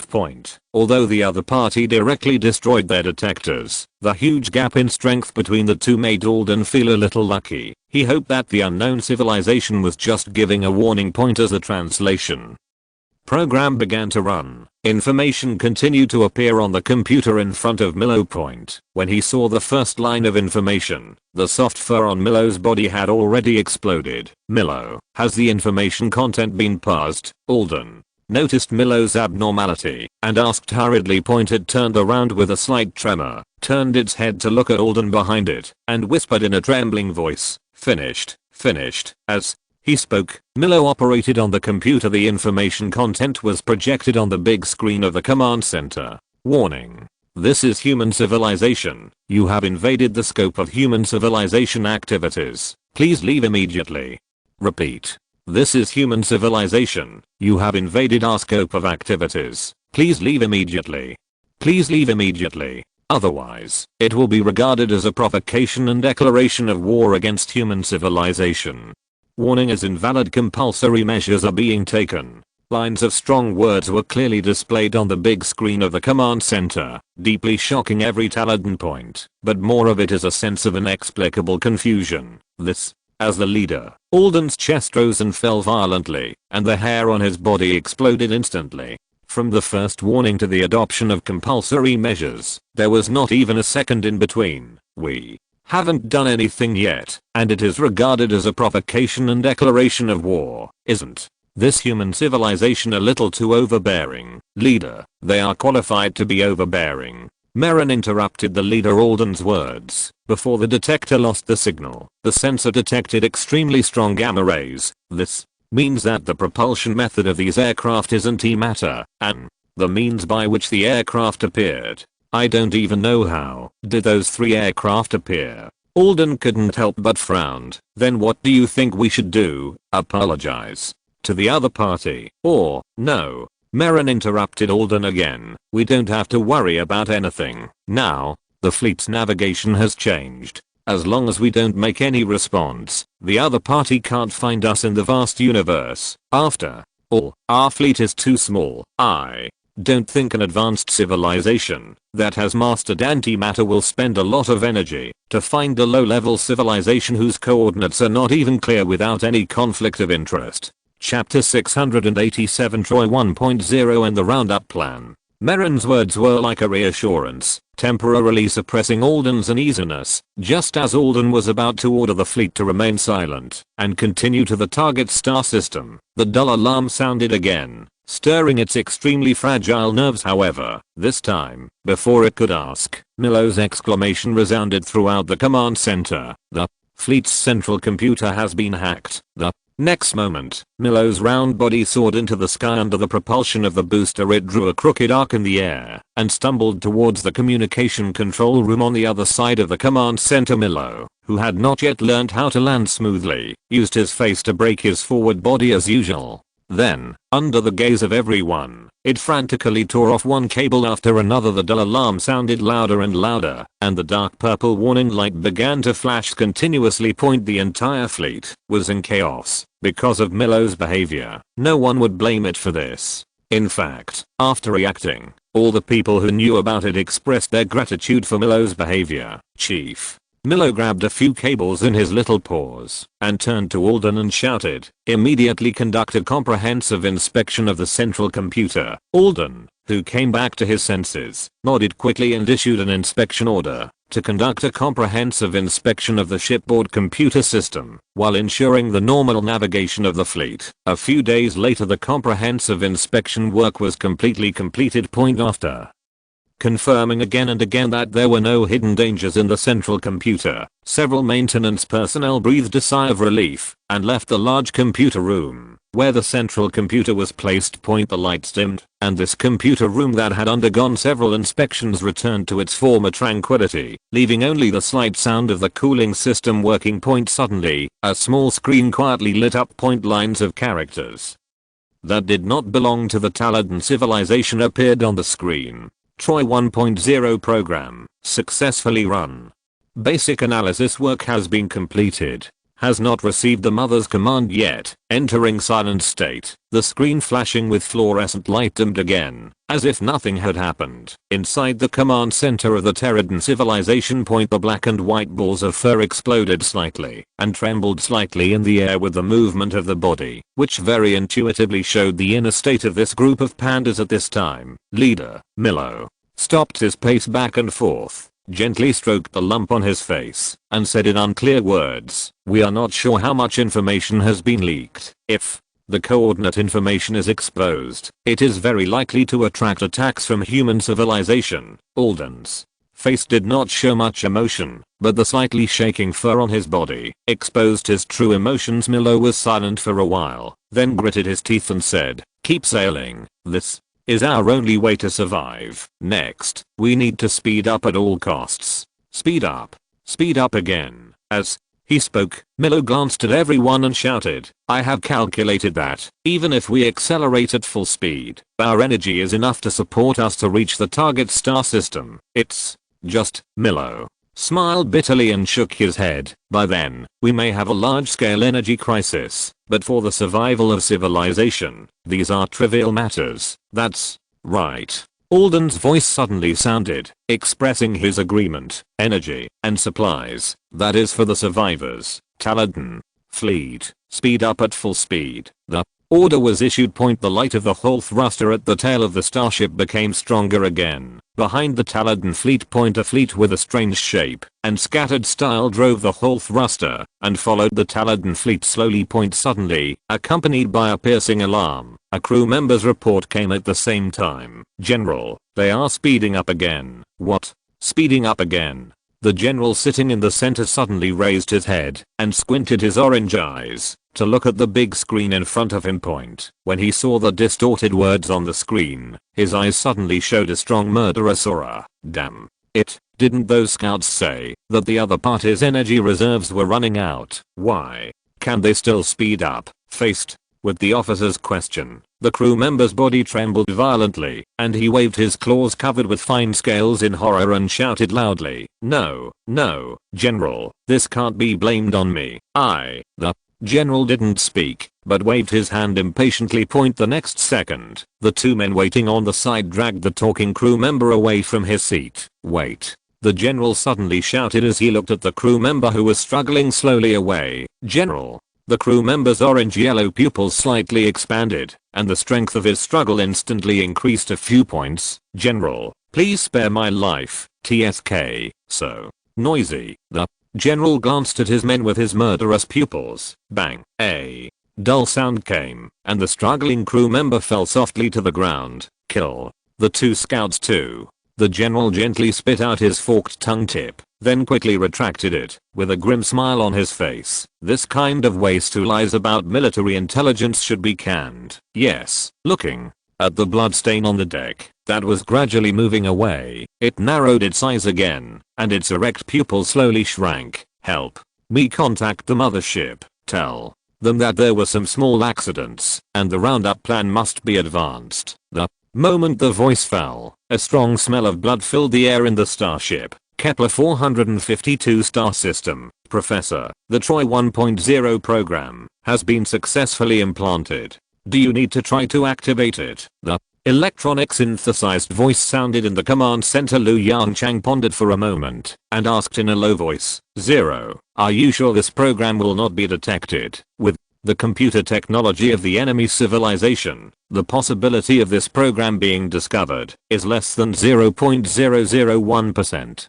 Zero replied in a serious tone, "Please rest assured." What about after activation? The possibility of being discovered is greater than 99%. Zero quickly explained. Due to hardware conditions, the Troy 1.0 program can only be activated through electromagnetic wave signals. The long communication time and extremely high intensity electromagnetic wave signals will cause a program to be quickly detected by the enemy civilization. Yongchang nodded thoughtfully. Then, wait a little longer. Wait until the expedition fleet finds them. If you're listening to this novel on a channel other than Fanfic World, it means they downloaded and uploaded it without effort. We cordially invite you to visit our channel, Mundo Fanfic Novelos. There you'll find the original version of this story and you can explore many other novels of various genres. We're waiting for you to immerse yourself in a world of incredible novels. Chapter 688, Tachyon Radar. Earth calendar year 3621.9.16 light years away from the Kepler 452 star system, accompanied by a violent fluctuation of time and space, a huge fleet suddenly appeared in this dark and cold universe. The secondary curvature technology with 30 times the speed of light shortens the entire journey to less than 4 months. The gamma rays emitted by the antimatter engine and the various rays released by the active detection radar make this starfield lively again. Just like 3 months ago. The fleet quietly hovered in the empty universe and sent a Tachyon message in the direction of the Kepler 452 star system. Beep. A crisp reminder sounded in LV Yongchang's office. In the Azure holographic projection, a message flashing with yellow light appeared. But LV Yongchang behind the desk did not move at all. He still leaned quietly on the office chair with his eyes closed, as if he was asleep. After a short wait, the wake-up program started to work, and Zero's unique electronic synthesized sound sounded from the speaker. Professor, in The technology tree space point LV Yongchang sits in the air in front of the white technology tree, staring blankly at the mottled background. In the distance point in front of him is a cursor with a brightness of more than 50%.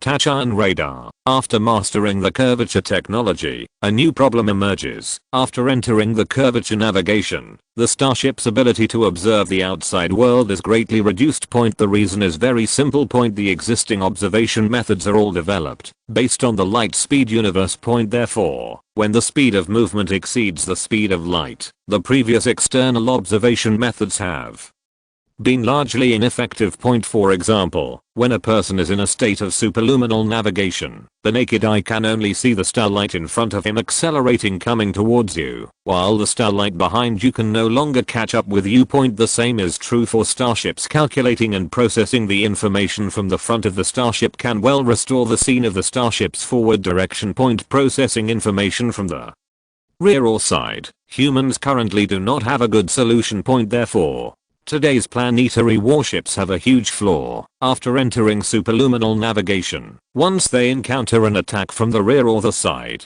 the warship will be like a blind man, with no way to evade or counterattack. In other words, in order to cope with possible wars in the future, the current human fleet urgently needs a radar that can be used in the curvature navigation state.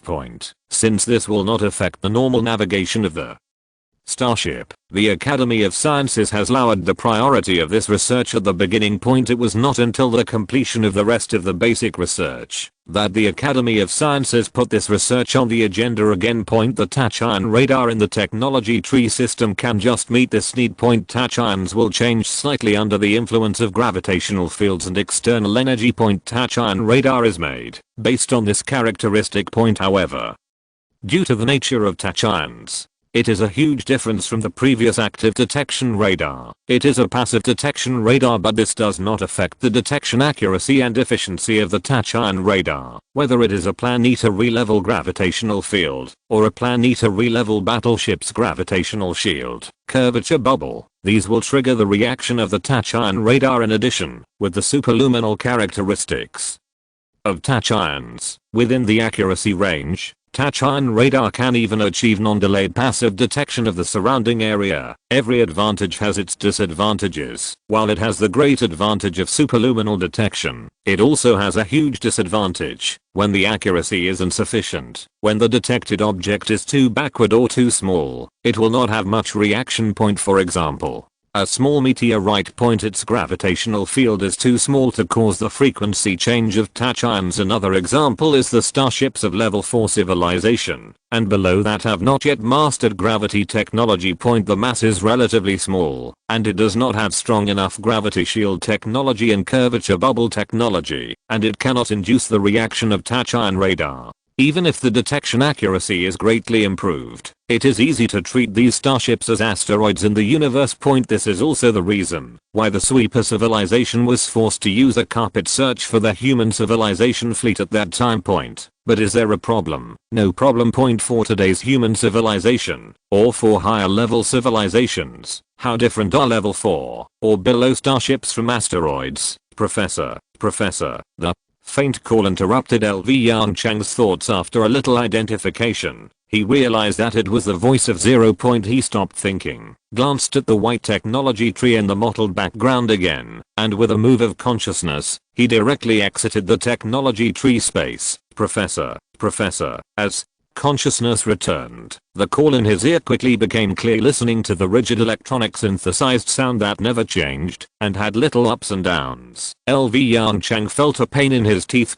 He suddenly opened his eyes. Okay, stop howling, teach. The electronic synthesized sound stopped abruptly. What happened? Looking at the message in front of him flashing with an orange-yellow warning light, LV Yongchang subconsciously frowned and asked, the expedition fleet sent a fast message. The fleet has now arrived at the coordinate area and has not yet found the target fleet. LV Yongchang reached out and clicked on the message, quickly glanced at the content, and said in a deep voice, it's only been less than 4 months. They can't get far. Tell the expeditionary fleet to send detectors to conduct a carpet search. Also, if a war breaks out, let Zaoziju take charge. Received.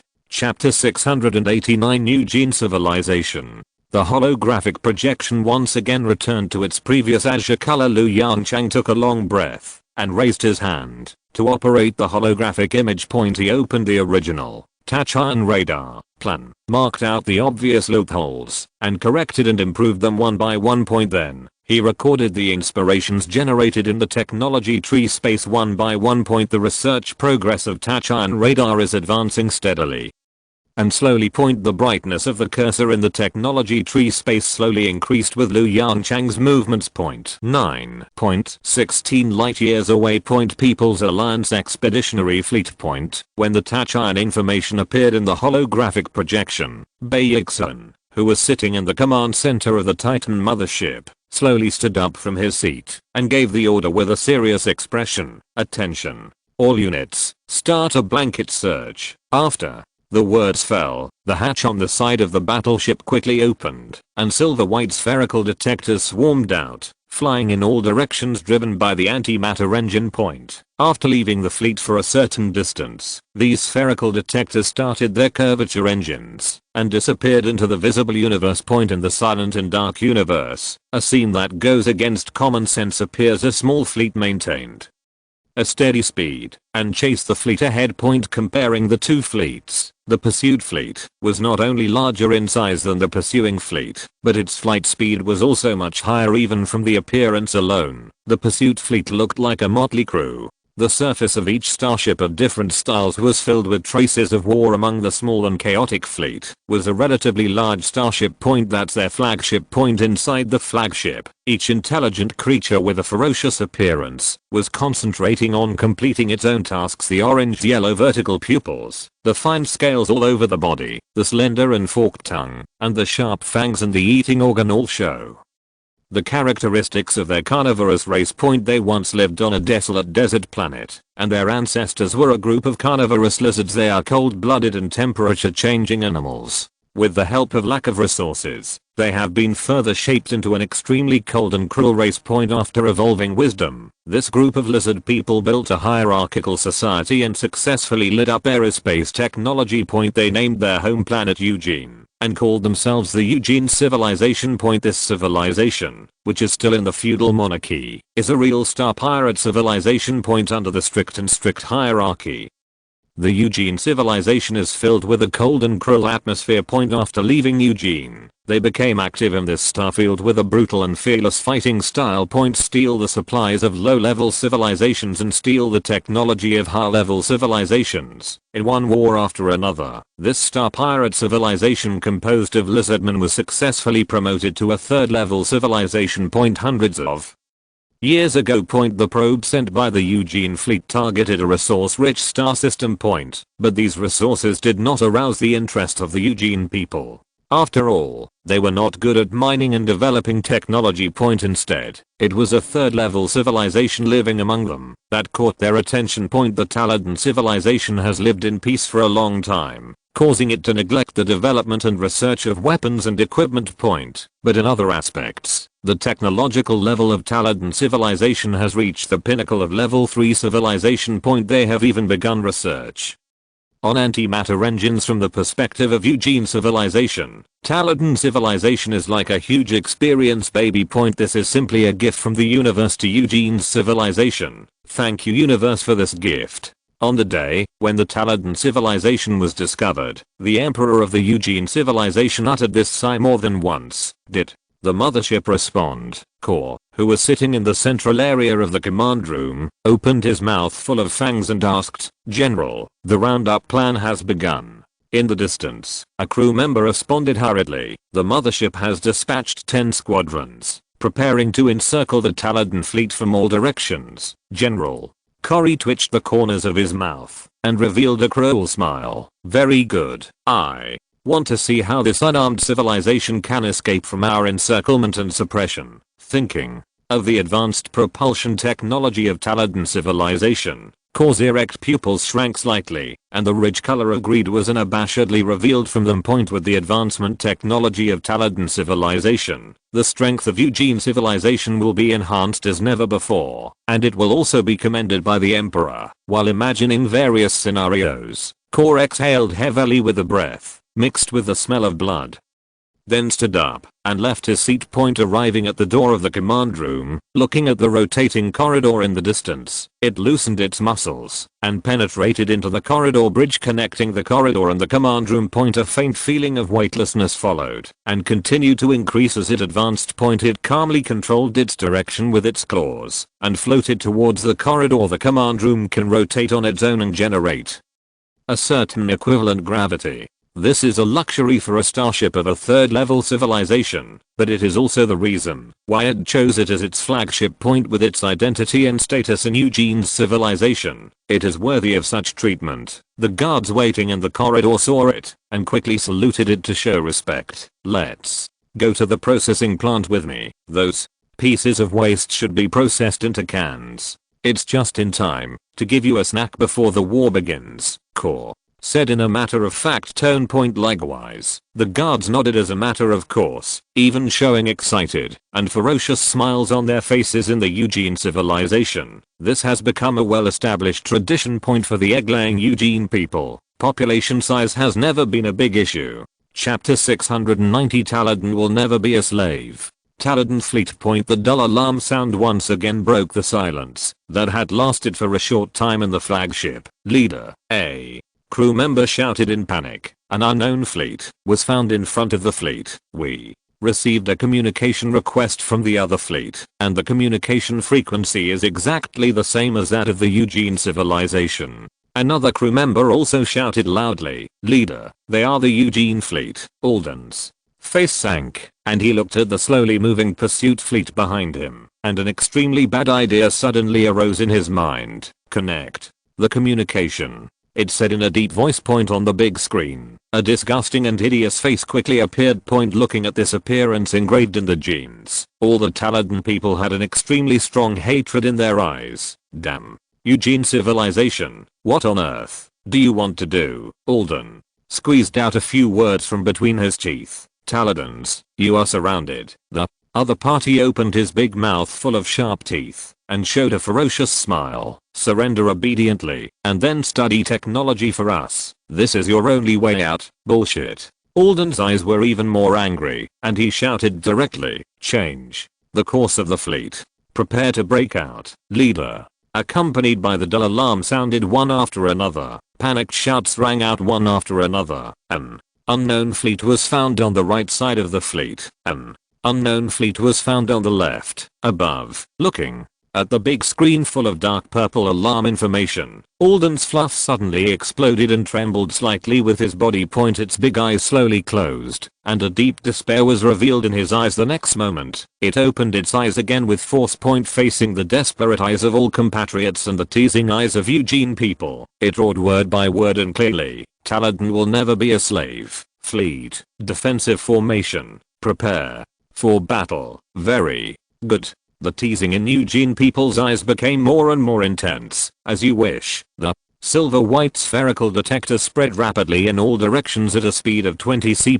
Just like a fishing net, it spreads rapidly in the ocean. Under the special algorithm, the compressed information in front of these spherical detectors was quickly restored by 0. In less than 4 months. At the speed of the Taladan fleet, it can only advance 0.1 light years. Therefore, the exploration task of these detectors is not heavy. Conservatively estimated, it will take less than 2 days for this screening work to produce results. Just as Bayexan estimated 40 hours after the detector left, a Tachan message from the detector was captured by the receiver on the Titan mothership. Bayexan, who had already completed the request, looked at the 12 fleets of different sizes in the information, and his expression suddenly became serious. Although it was not clear what happened, he still issued the order without hesitation. Expedition fleet, enter the first level combat readiness state. All ships will enter the curvature navigation state in 30 seconds. Cruising speed 20 c. Target position exclamation point 0.1 light years away. The relatively large Pterodon fleet stayed in the universe in a defensive formation. From the narrow distance between each starship, it can be seen that the Pterodon civilization is in an extremely dangerous situation at this time. Around it, there are 11 fleets of different sizes belonging to the Eugene civilization. The war has already started. Waves of artillery fire exploded around the Pterodon fleet, slightly illuminating the extremely dim starry sky around it. Leader, Milo, stumbled to Alden and shouted in a shrill voice with tears in his eyes, "Run away, 10 lifeboats can carry a total of 10,000 crew members to escape." Escape. Alden smiled bitterly and shook his head, interrupting Milo's words. "Where can we escape to? Don't I know how much supplies a lifeboat can carry? Don't even think about escaping to a nearby star system. I guess if we can't escape this starfield, we will be captured by the cruise fleet of Eugene civilization." Then, Milo seemed to want to say something. "Okay." Alden's expression gradually softened. He raised his paw and patted Milo's head gently. "The Pterodon civilization is doomed to end, but even so, we must never serve as slaves to the other side." It said in an extremely calm tone. "Even if the warships explode, I will tear a piece of meat off them." A dull alarm sounded. Alden didn't care. From the beginning of the war to now, this alarm has sounded countless times, but this time, it seemed a little different. Chief Zanka is above, in the command center." Exclamations came one after another. Even Milo beside him stared at the big screen behind him. "Chief, how about you turn around and take a look?" Alden turned around with some doubts and looked at the screen behind him. Just one glance. He held his breath. The fine hair on his body exploded instantly, and at this moment, he was like a furry dandelion. Alden took a few deep breaths, his pupils trembling as he murmured in a low voice, "Zanka, what the hell is this?" On the screen, a huge fleet, with overwhelming momentum, suddenly appeared in this starfield. It just quietly stopped beside the two fleets, silently and unreservedly venting its power to the surroundings. The gamma rays emitted by the antimatter engine dissipated around like waves. In front of it, both the Pterodon fleet and the Eugene fleet were as inconspicuous as the small sampans beside the aircraft carrier. The originally fierce war stopped abruptly at this moment. The aftermath of the artillery explosion slowly dissipated, and this chaotic starfield once again restored a brief tranquility. P.S. One more chapter will be added today. Update progress. 7/12 Chapter 691 Buy one get one free. Chief. Milo's shrill voice trembled slightly. Because of being too shocked, Milo's mind fell into a state of confusion for a while, and he couldn't even say a complete sentence. After hesitating for a long time, he struggled to express the words in his heart. "Chief, what should we do?" When he heard this, Alden's eyes twitched suddenly. The fleet that suddenly appeared was obviously not a good thing. It estimated that it should be a powerful 4th level civilization. Thinking of this, Alden felt a little chest tightness and shortness of breath. That's a 4th level civilization. What should I do? It's a small 3rd level civilization. Leader, how can I know? First, Alden held it in for a long time, and the fluff on his body was fluffed up a lot. Finally, he held out a sentence. "Wait and see what they want to do." After that, he silently looked at the huge fleet on the screen. The lighter flares and various high-power searchlights reflected the general outline of this fleet. The exaggerated gamma ray fluctuations showed that it was equipped with an antimatter engine. Coupled with the mysterious and familiar appearance and the evil edges on the starship, Alden suddenly had a horrifying guess in his mind. "Damn, not really, ah." Milo beside him blinked, looking at the leader he always respected with a confused look. "What did you say? Isn't it just a small probe? You don't need to mobilize such a large fleet to find us." Alden said with tears in his eyes. "Where can I find the truth?" Milo continued to blink, and the expression on his face gradually changed. Obviously, he understood the meaning of Alden's words, and at the same time, he also realized the source of these huge warships. "Zanka, above." Milo's eyes widened, and his mouth under the fur opened into an O shape. "A dignified 5th level civilization can't be so petty, right? How do you know they are a 5th level civilization?" Alden quickly caught a message in Milo's words. Isn't the antimatter engine a technology of a 4th level civilization? Leader, I think you may have made a mistake. Milo swallowed his saliva, turned his head, and looked at the fleet with clear outlines outside the porthole, and said with difficulty, this fleet does not use conventional propulsion means to sail. Our detector had an accident 9 light years away, and they caught up with us in just 3 or 4 months, and the extremely abrupt way of appearing. I suspect that this fleet uses curvature propulsion technology that is still in the theoretical conjecture of the Academy of Sciences. Hiss. Alden took a breath of cold air, and the fur on his body trembled again, and the horror and confusion in his eyes became more intense. Leader, accompanied by a dull alarm, Merrin's voice came from the side. Received a communication request. The communication frequency is exactly the same as the warning information received by the detector 4 months ago. Do you want to connect? Alden turned his head to look at the fleet image on the screen, and then looked at the 11 fleets of Eugene civilization in the distance. He gritted his teeth, and said with a fearless attitude, connect. In the holographic projection, the electromagnetic wave communication is still not connected. Bei Yixun, who was sitting in the command seat, frowned slightly. This communication method is too backward. He shook his head helplessly and said, fortunately, the distance is not far, otherwise the delay will be enough for us to wait for half a day. As soon as the voice fell, LV Yongchang's chuckle came from the speaker next to him. Obviously, LV Yongchang, who was several light years away, was also paying attention to the progress here. After gaining initial trust, the fleet can send a detector equipped with a touch-ion communication device to serve as an information transfer station. Bei Yixun nodded. This is a good idea, but Bei Yixun's expression became a little more serious. Of the 12 fleets here, 11 fleets gave me a familiar feeling. Star pirate civilization. LV Yongchang said with a smile. Isn't the latter civilization like this at that time? But it seems that the strength of this star pirate is far inferior to the latter civilization we met at the beginning. LV Yongchang's tone was full of ridicule. Old Bei, the civilization we originally favored, seems to have encountered some difficulties. Bei Yixun showed a faint smile on his face, but he quickly hid it. As the commander of the expedition fleet, he must not make the mistake of underestimating his opponent. This should be a good thing for us, he replied with a serious look. The possibility of accepting them as a subordinate civilization has increased a lot. Yes, of course it's a good thing.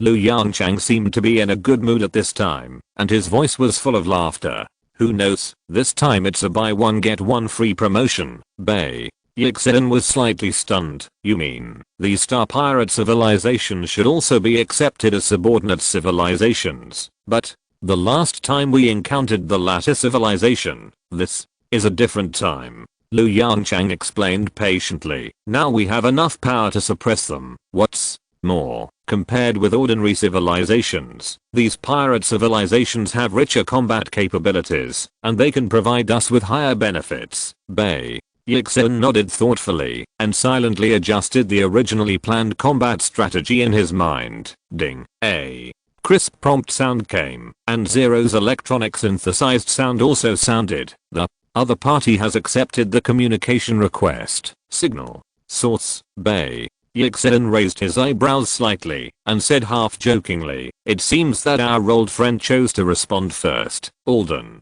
are you polite? Chapter 692. No one can refuse a panda man. Whether it was the expedition fleet, or the Kepler star system 9 light years away, everyone put down their work, and stared intently at the holographic image ahead.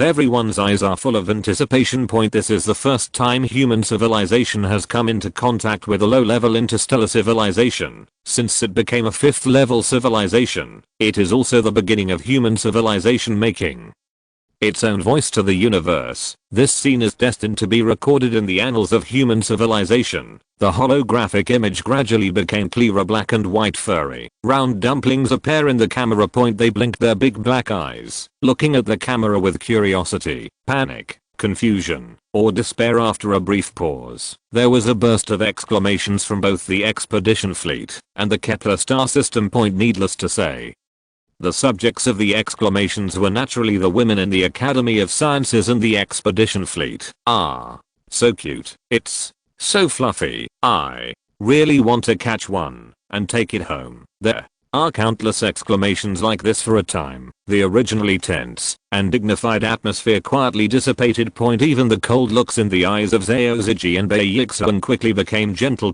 As people from the original Xia country, they have a unique feeling towards pandas. Not only them, but also the entire People's Federation has a unique affection for pandas due to the integration of cultures in the past. Come on. That's a pandaran. No one can resist the lure of a pandaran. If so, bring a bunch of pandaran. As for Lu Yongchang, chief scientist of the People's Federation, looking at Su Yutang with starry eyes beside him, he couldn't help but smile bitterly and raised his hand to touch the tip of his nose. After it's better now. He has imagined countless contact scenarios and what countless alien creatures look like. But I never expected that the first contact, which was destined to be recorded in history, would turn out to be such a scene. Just as human civilization was in chaos, a high-pitched chirp came from the loudspeaker. The Pandaran have spoken. Everyone, be quiet. The Pandaran have spoken. Their voices are so cute. This exciting news spread like a wave among the crowd. In just a few seconds, the chaotic scene in the fleet and Kepler star system quickly improved. Everyone stared curiously at the slightly larger black and white dumpling in the holographic projection. Yongchang, what are the pandas talking about? Su Yutang's curious voice came from the side. Lu Yongchang glanced at the holographic image around him and said softly, wait a little longer. The dictionary information of the other party's civilization is being transmitted, and the translation program will not be online for a while. After a short wait, a string of text appeared below the holographic projection. Dear human civilization, we are the Taladan civilization. First of all, we apologize for the incident where the detector accidentally entered your territory some time ago. Please forgive us for our reckless behavior. Please believe that Taladan civilization is a civilization that advocates peace, and we have no intention of invading your territory. Suddenly, the slightly larger dumpling in the holographic projection froze on the spot, staring blankly at the camera.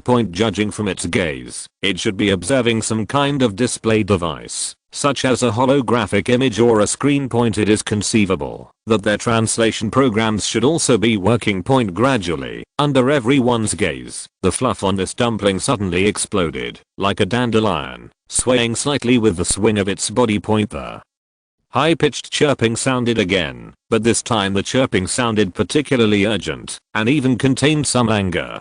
Dear human civilization, our Taladan civilization is only a small third-level civilization. Perhaps you look down upon us, but please have the most basic respect for our intelligent life that has survived in the universe for tens of thousands of years. We are not some random pandaran, we are the Taladan civilization. Taladan people will never be slaves. Put away your wishful thinking. Otherwise the black and white dumpling's body was heaving violently, and it was obvious that he was very angry. The moment the words fell, the fur of the group of dumplings behind it also exploded slightly, showing the angry emotions of this group of panda people very intuitively. Bai Yixuan's mouth twitched slightly. He turned his head and glared hard at the crew members who had just exclaimed. The crew lowered their heads unnaturally. This scene made Bai Yixuan's mouth twitch again. He could understand the reaction of the female crew members. What did the group of male crew members with red faces and lowered heads mean? Due to the occasion, he could only hold back his sullen breath. The somewhat fanatical atmosphere in the expedition fleet and the Kepler 452 star system also cooled down a bit. Lu Yongchang, who was 9 light years away, put his hand on his forehead and shook his head helplessly. Yes, something big has happened. In exchanges between civilizations, misunderstandings are inevitable.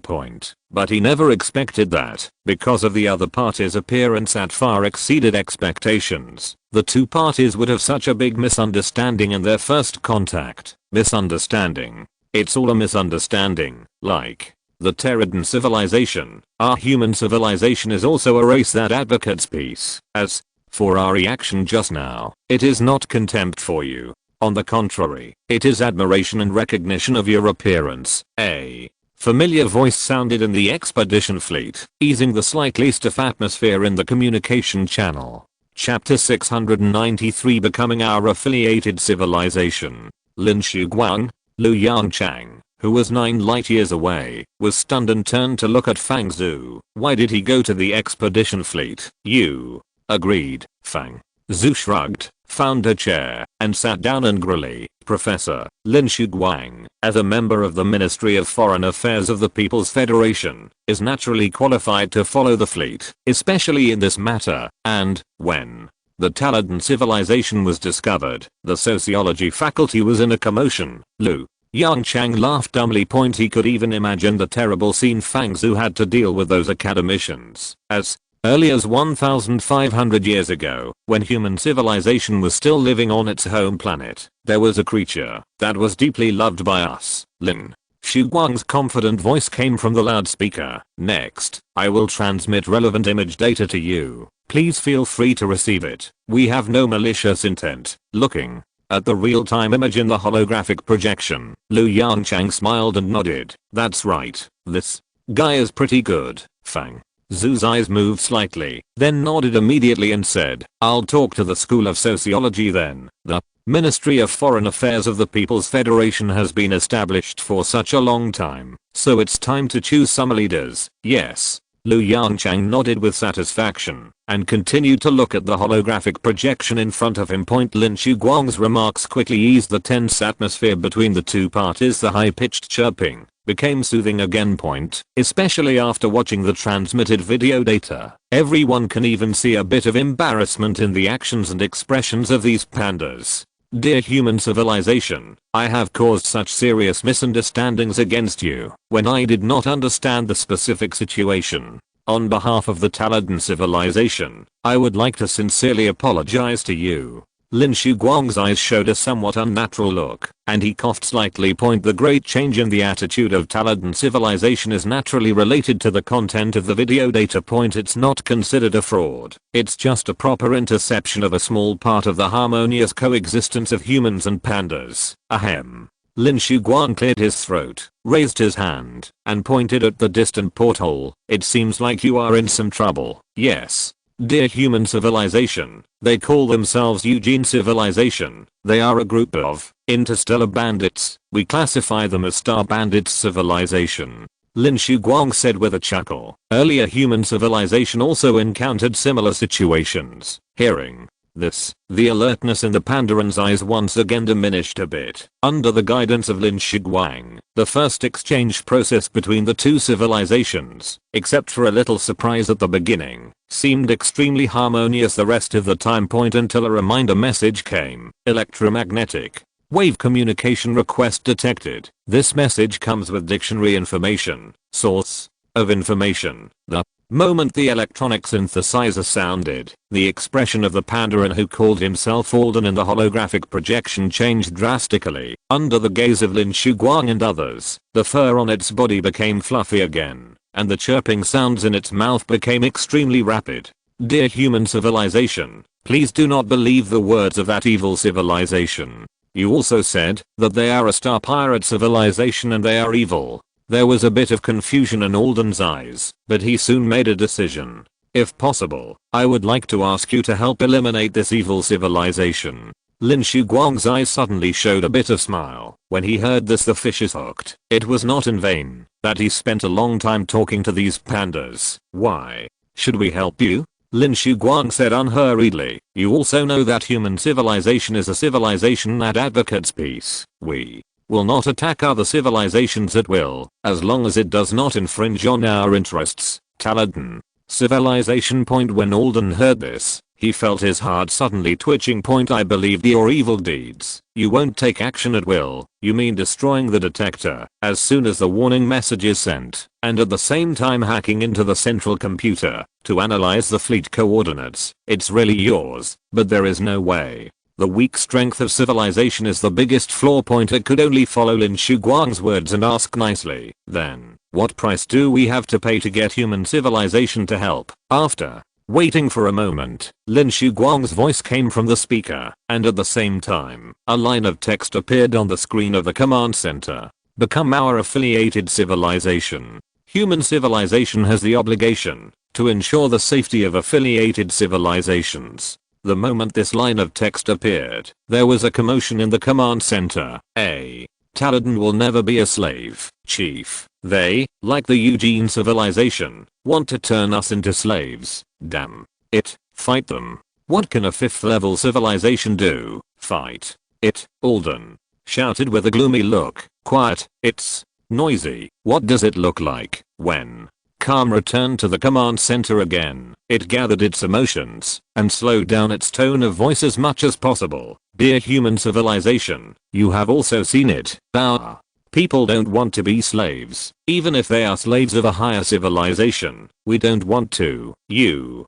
misunderstood. Subordinate civilization, not slaves. Human civilization aims to establish an interstellar alliance of mutual benefit, mutual promotion and common progress. After becoming a subordinate civilization, you still have relatively complete autonomy, and you can even live completely the same as before.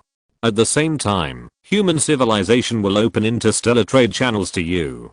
All contributions to human civilization and the interstellar alliance will be discounted to credit points. In addition to purchasing various advanced devices owned by human civilization, these credit points can also purchase various types of weapons and equipment. As long as the credit points are sufficient, you can even purchase warships of level 5 civilization and some key scientific and technological drawings and theoretical information.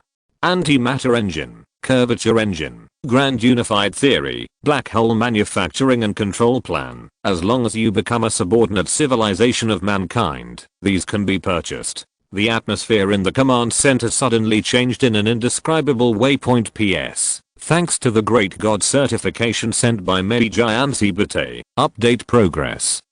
8/12 Chapter 694. Public voting for all civilizations in Taladan. Inside Taladan's flagship, everything was quiet. Alden could even hear the sound of the Villi rubbing against each other. As well as a slight swallowing sound. After a few seconds of silence, someone finally couldn't help it anymore. First leader, there was a slight tremor in Marin's voice.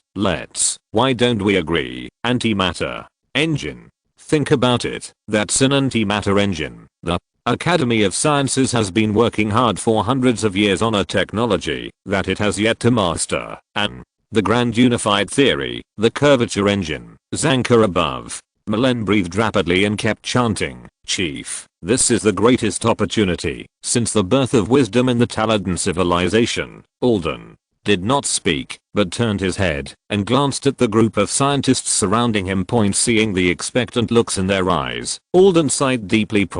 When it saw those conditions, it guessed that this would happen. These technologies and theories that transcend the level of civilization are like poison, exuding extreme temptation to scientists. Even though they know it's poisonous, they will risk their lives to taste it. Chief, a slightly hoarse voice sounded, join the reason why the Taladan civilization ended up like this is because we don't have powerful weapons and equipment. If Alden's expression moved slightly and he looked at the speaker, he is a senior member of the military. Alden sighed again. Now, whether they are scientists or soldiers, almost all the Taladans in the command center were overwhelmed by this series of information. Dear human civilization, what specific contribution do you mean? As the leader of civilization, it has to be cautious. If human civilization wants to make the Taladan civilization become frontline cannon fodder on the battlefield, it will never agree to this proposal, even if it is nailed to the pillar of shame in the history of the Taladan civilization. The response from Lin Shuguang quickly appeared in front of it. Resources of whatever form can be converted into credits. The specific content can be decided by you and your civilization through discussion. Alden let out a slight breath. Resources. This is an extremely broad answer. Minerals, manpower and even land. These can all be counted as resources. If it hadn't heard that their civilization had the right to make independent choices, it would have even been ready to refuse. Dear human civilization, this matter is related to the fate of the entire civilization. It is not a decision that I can make alone. Understandable. I can give you 7 days. After 7 days, I hope to get an accurate answer. As a sign of sincerity, you will not be attacked by the Eugene civilization within these 7 days. Communication was interrupted. Looking at the warning sign on the screen. That communication has been interrupted, and the dazzling lines of text. Alden felt a chill in his heart. Will you not be attacked by the Eugene civilization within 7 days? What about 7 days later? It understands the subtext of human civilization. At this point, perhaps the only way for the Taladan people to survive is to become a subsidiary civilization of human civilization. With this thought in mind, it turned around and glanced at the crowd with extremely solemn and serious eyes. The noisy discussions in the command center quickly dissipated. Facing the gazes of all the Taladans, it took a deep breath and said in a deep voice, "I announce that Taladan civilization's 5th civilization-wide public voting will begin now. The referendum deadline is 5 days." After the words fell, the dull alarm sounded again in the command center. "Chief, the fleet is surrounded." One of the crew members exclaimed. Alden's expression changed slightly, and he quickly drove the power assist device to slide towards the porthole. Outside the porthole window. At some point, warships with angular surfaces formed a huge encirclement network, tightly surrounding the Taladan civilization. The battleship is not large, not even comparable to the smallest battleship of the Taladan civilization. But Alden is extremely convinced that these small battleships alone can easily destroy the 2/3 level civilizations present. Behind them, there was noisy discussion, and the sound was filled with panic and uneasiness. These successive scenes made them realize once again the coldness and darkness of the universe. Alden's heart became colder and colder. These warships may be performing protection missions within 7 days, but after 7 days, that may not be the case. After a moment of silence, it turned around again and looked at the slightly flustered crowd. This time, its tone of voice was slightly gentler. "This may be the most important referendum in the history of Taladan civilization. I hope you can take it seriously. The results of this vote will determine the future of Taladan civilization, human fleet." After the communication was interrupted, Lin Shuguang breathed a sigh of relief. Although he received various training and teachings from the School of Sociology, they were all theoretical after all. In actual operations, the pressure to negotiate with other civilizations on behalf of the entire human civilization is huge, even if human civilization is now in an absolutely dominant position. "Well done." Accompanied by a series of footsteps, Baixun's voice came from behind. "If the Taladan civilization really becomes a subsidiary civilization, you should be first class." Faced with the praise from the expedition fleet commander, Lin Shuguang smiled slightly awkwardly. "Commander Bai, this is what I should do. Command. Eugene civilization has sent a communication request again." A crew member hurriedly ran to Baixun and reported in a low voice, "This is the 63rd time they have sent a communication request." Baixun chuckled and turned to look at the porthole not far away. "You should have seen those ship-based drones we sent. Probably they want to find out our attitude. Just in time. Show Taladan civilization the sincerity of human civilization." With that said, he turned around and walked towards his seat. "Put in the communication." Seeing this, Lin Shuguang quickly raised his hand and rubbed his cheek vigorously, trying to cheer himself up. "Just watch from the side first." Baixun's slightly teasing voice came from behind. "The Eugene civilization is not like the Taladan civilization, and ordinary diplomatic methods will not work." Lin Shuguang was stunned for a moment and looked at Baixun, who was already sitting in the command seat, in surprise. "This kind of civilization of star thieves is used to living a life of licking blood with the tip of a knife. Even though they are only level 3 civilizations, even if they encounter level 4 civilizations, they still dare to go up and touch them." While Baixun explained, the expression on his face gradually became serious. Not only Baixun, but also everyone else in the command center braced themselves and prepared to deal with emergencies. The smell of war gradually spread. If you're listening to this novel on a channel other than Fanfic World, it means they downloaded and uploaded it without effort. We cordially invite you to visit our channel, Mundo Fanfic Novelos. There you'll find the original version of this story, and you can explore many other novels of various genres. We're waiting for you to immerse yourself in a world of incredible novels. Chapter 695. So ugly. Aren't they afraid of death? Lin Shuguang was even more surprised. Born on the Dawn Star, He did not experience the war between humans and the latter civilization. All the information he knew about the pirate civilization came from historical records, so he was not aware of the madness of these pirate civilizations. While the communication had not yet been successfully established, Baixuan answered some questions for Lin Shuguang. These pirate civilizations are scattered and have no fixed place of residence. Baixuan shrugged. Just like flies, once they set their sights on a certain civilization, they can launch a persistent offensive from all directions. Even if they can't beat them, they can disgust you to death. Since ancient times, there is only 1,000 days of thieves. How can there be 1,000 days of defense against thieves?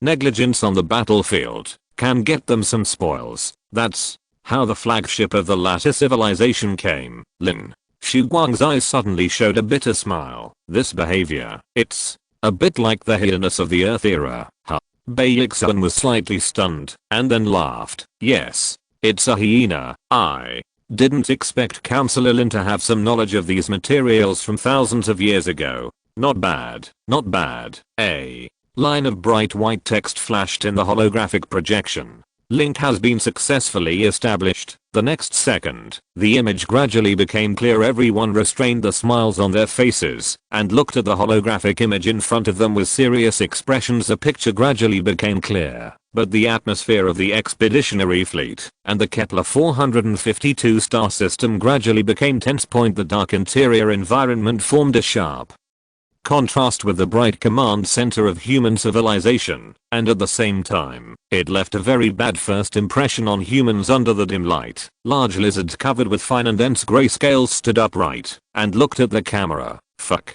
It's so ugly. Sitting next to Baixuan, Hang Fan's mouth twitched slightly, and he squeezed out a few words from his teeth without making a sound. For the first time, Hang Fan felt disgusted with the holographic image. With such clear image quality in the holographic image, he could clearly see the orange-yellow vertical pupils of these lizardmen, the thick mucus secreted from the corners of their eyes, and the dirty lines on the scales. He even watched one of the lizardmen stretch out his long forked tongue and lick the mucus secreted from the corners of his eyes. Each scene made Hang Fan feel physically and psychologically uncomfortable. If it weren't for Professor Lu's order, I really wanted to blow him up. Baixuan beside him nodded silently in agreement with Hang Fan's remarks. Of course, there was not much exaggerated reaction on his face, and he still had the original extremely serious expression. The two senior leaders of the expeditionary fleet had the same attitude, not to mention the crew below. A slightly chaotic discussion suddenly sounded in the command center. Quiet. Baixuan coughed lightly and reminded softly, I'm going to turn on the microphone. Yes, the Human League Expeditionary Fleet, which had experienced the last lesson, turned off the microphone in advance. Facts have proved that turning off the microphone is an extremely correct decision. At the same time as a gurgling sound came from the speaker, the translation subtitles provided by Zero also appeared at the bottom of the holographic image. Dear human civilization, we are Eugene civilization, and we pay our respects to you. You can call me Corey. Baixuan nodded slightly, still maintaining his original sitting posture, and looked down at the other party with a condescending attitude. But Baixuan's behavior did not arouse the disgust of Eugene civilization, or in other words, the disgust on the surface. Quite the opposite, whether it was the expedition fleet, or Kepler 452c, which was 9 light years away, whether it was Baixuan or Lu Yongchang and Zhaoziji, they all clearly noticed that the other party's attitude had become more respectful and humble. What? How did you see it? The leading lizard man even gave up his standing posture and directly crawled on the ground with his whole body. Isn't this respectful and humble? Unless crawling on the ground in their civilization is used to express anger and contempt, that's another matter, but this possibility is too small, and everyone directly threw it out of the scope of consideration. Professor, this Eugene civilization may have a very deep admiration for the strong. 9 light years away, academician Lin Zile of the sociology branch said to LV Yongchang. Not only that, they may have a very strict class system within their civilization. LV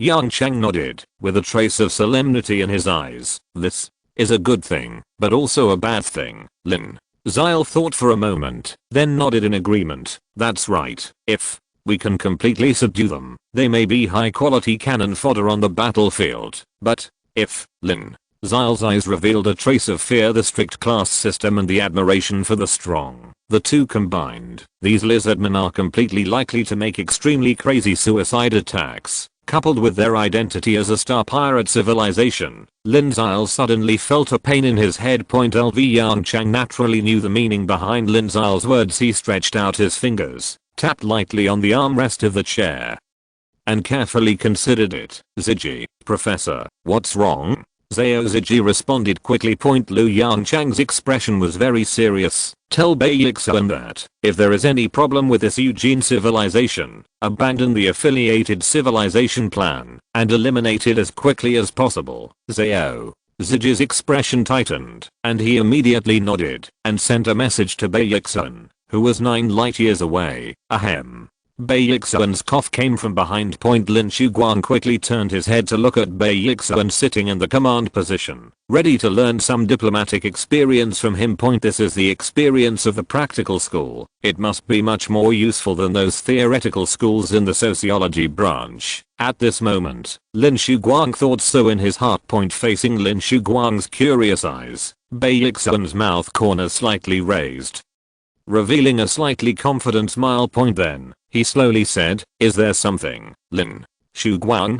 What the hell? Is this the confidence of Baixuan, the commander? He turned his head again, and looked at the holographic projection in front of him. Looking at the slowly rising lizard head and the constantly retracting flag, Lin Shuguang couldn't help but raise his hand to support his forehead. It's over. He has to save the situation again. Just as he prepared himself mentally and was about to get up to save the situation, a low gurgling sound sounded again. Respected human civilization, can you tell us why you are here?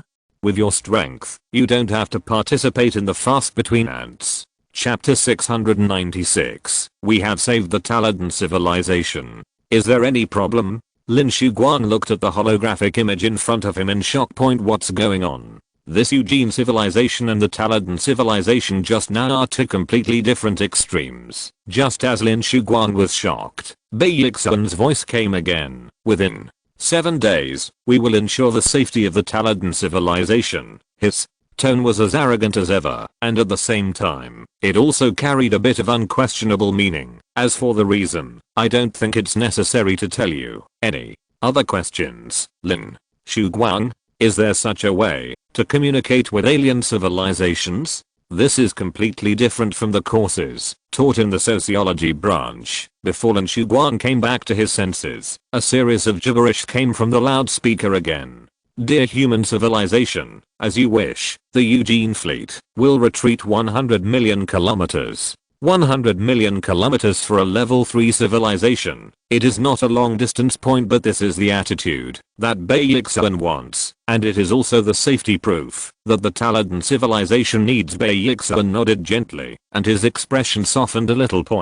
But he still did not slow down his tone. Do it. Let me see your sincerity. The communication channel was silent for a moment. The lizardman crawling on the ground stood up without hesitation and grumbled a few words to the crew members who were also crawling on the ground behind him. After a while, the 11 fleets surrounding the Terridan fleet retreated to the rear. The light emitted by the hull thruster clearly conveyed this information to the panda people, who were in fear and relieved their fragile hearts a little. However, the communication with Eugene civilization did not end. After the lizardman who called himself Ko reissued the retreat order, it returned to the camera again, crawled on the dark deck, and made a series of rhythmic grumbles.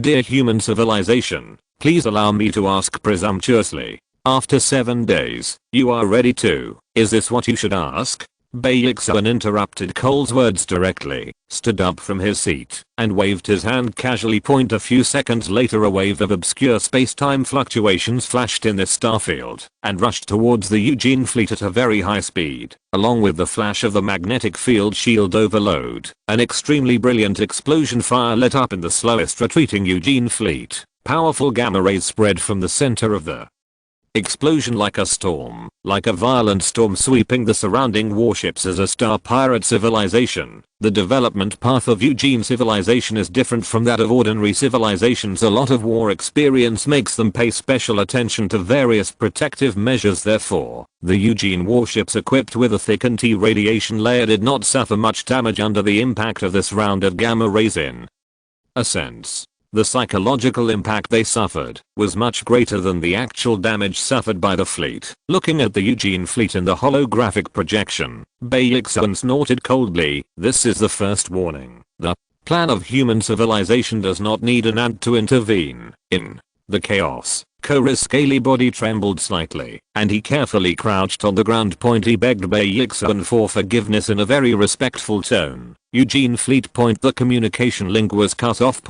But Kori and the rest of the crew still crawled on the ground respectfully. After a long time, Kori stood up from the deck of the starship tremblingly. Human civilization. A trace of murderous intent flashed in Kora's eyes, and he raised his hand and knocked hard on the control console beside him. The hard scales collided with the metal table, making a crisp and loud sound. Damn. Human civilization. If it weren't for them, we could have returned with the spoils, General. Seeing this, a crew member approached Kori cautiously and whispered, "You mean, give up this operation?" Bullshit. Kori was furious when he heard this and swung his arms and slapped the crew member's head fiercely. The sharp claws were like blades, easily cutting through the dense scales on its head. A stream of blue blood gushed out of its wound and slowly flowed on the deck. Give up? What? A joke. Kori quickly spit out his forked tongue, panting and saying, "We must capture the Terridan civilization. This is an order from the Emperor. If we can't do it, there is only one way to go for us." But human civilization just said that it wants to protect the Terridan civilization. The crew member with his skin torn and flesh crawled on the ground, whispering their strength. Kori subconsciously turned his head to look at the porthole on the side. Outside the porthole, the fleet that was attacked was evacuating quickly. As for the unlucky warship that was chosen as the target of attack, it had completely disappeared at this time. The fragmented and shapeless wreckage, under the impact of the explosion, flew out of the fleet at a very high speed. By chance, these wreckage may one day fly to a star system inhabited by intelligent creatures. Perhaps the local indigenous civilization will pay homage to these wreckages that fell from the sky. Perhaps they will treat them as a formidable enemy and flee their star system as soon as possible. These were not within Kora's consideration point at this moment. Kora's eyes were filled with confusion and fear from the reaction of the explosion. The other party should have used antimatter weapons. For advanced civilizations, this should be the most basic weapon. It's just. Kora's body trembled slightly. I don't know how they launched the attack. Not only that, all the warships present did not find the flight trajectory of the weapon. Not far away, a crew member lowered his head and reported, "It's like appeared out of thin air near the warship. General, forgive me for being blunt. We have no means to defend against this kind of weapon. A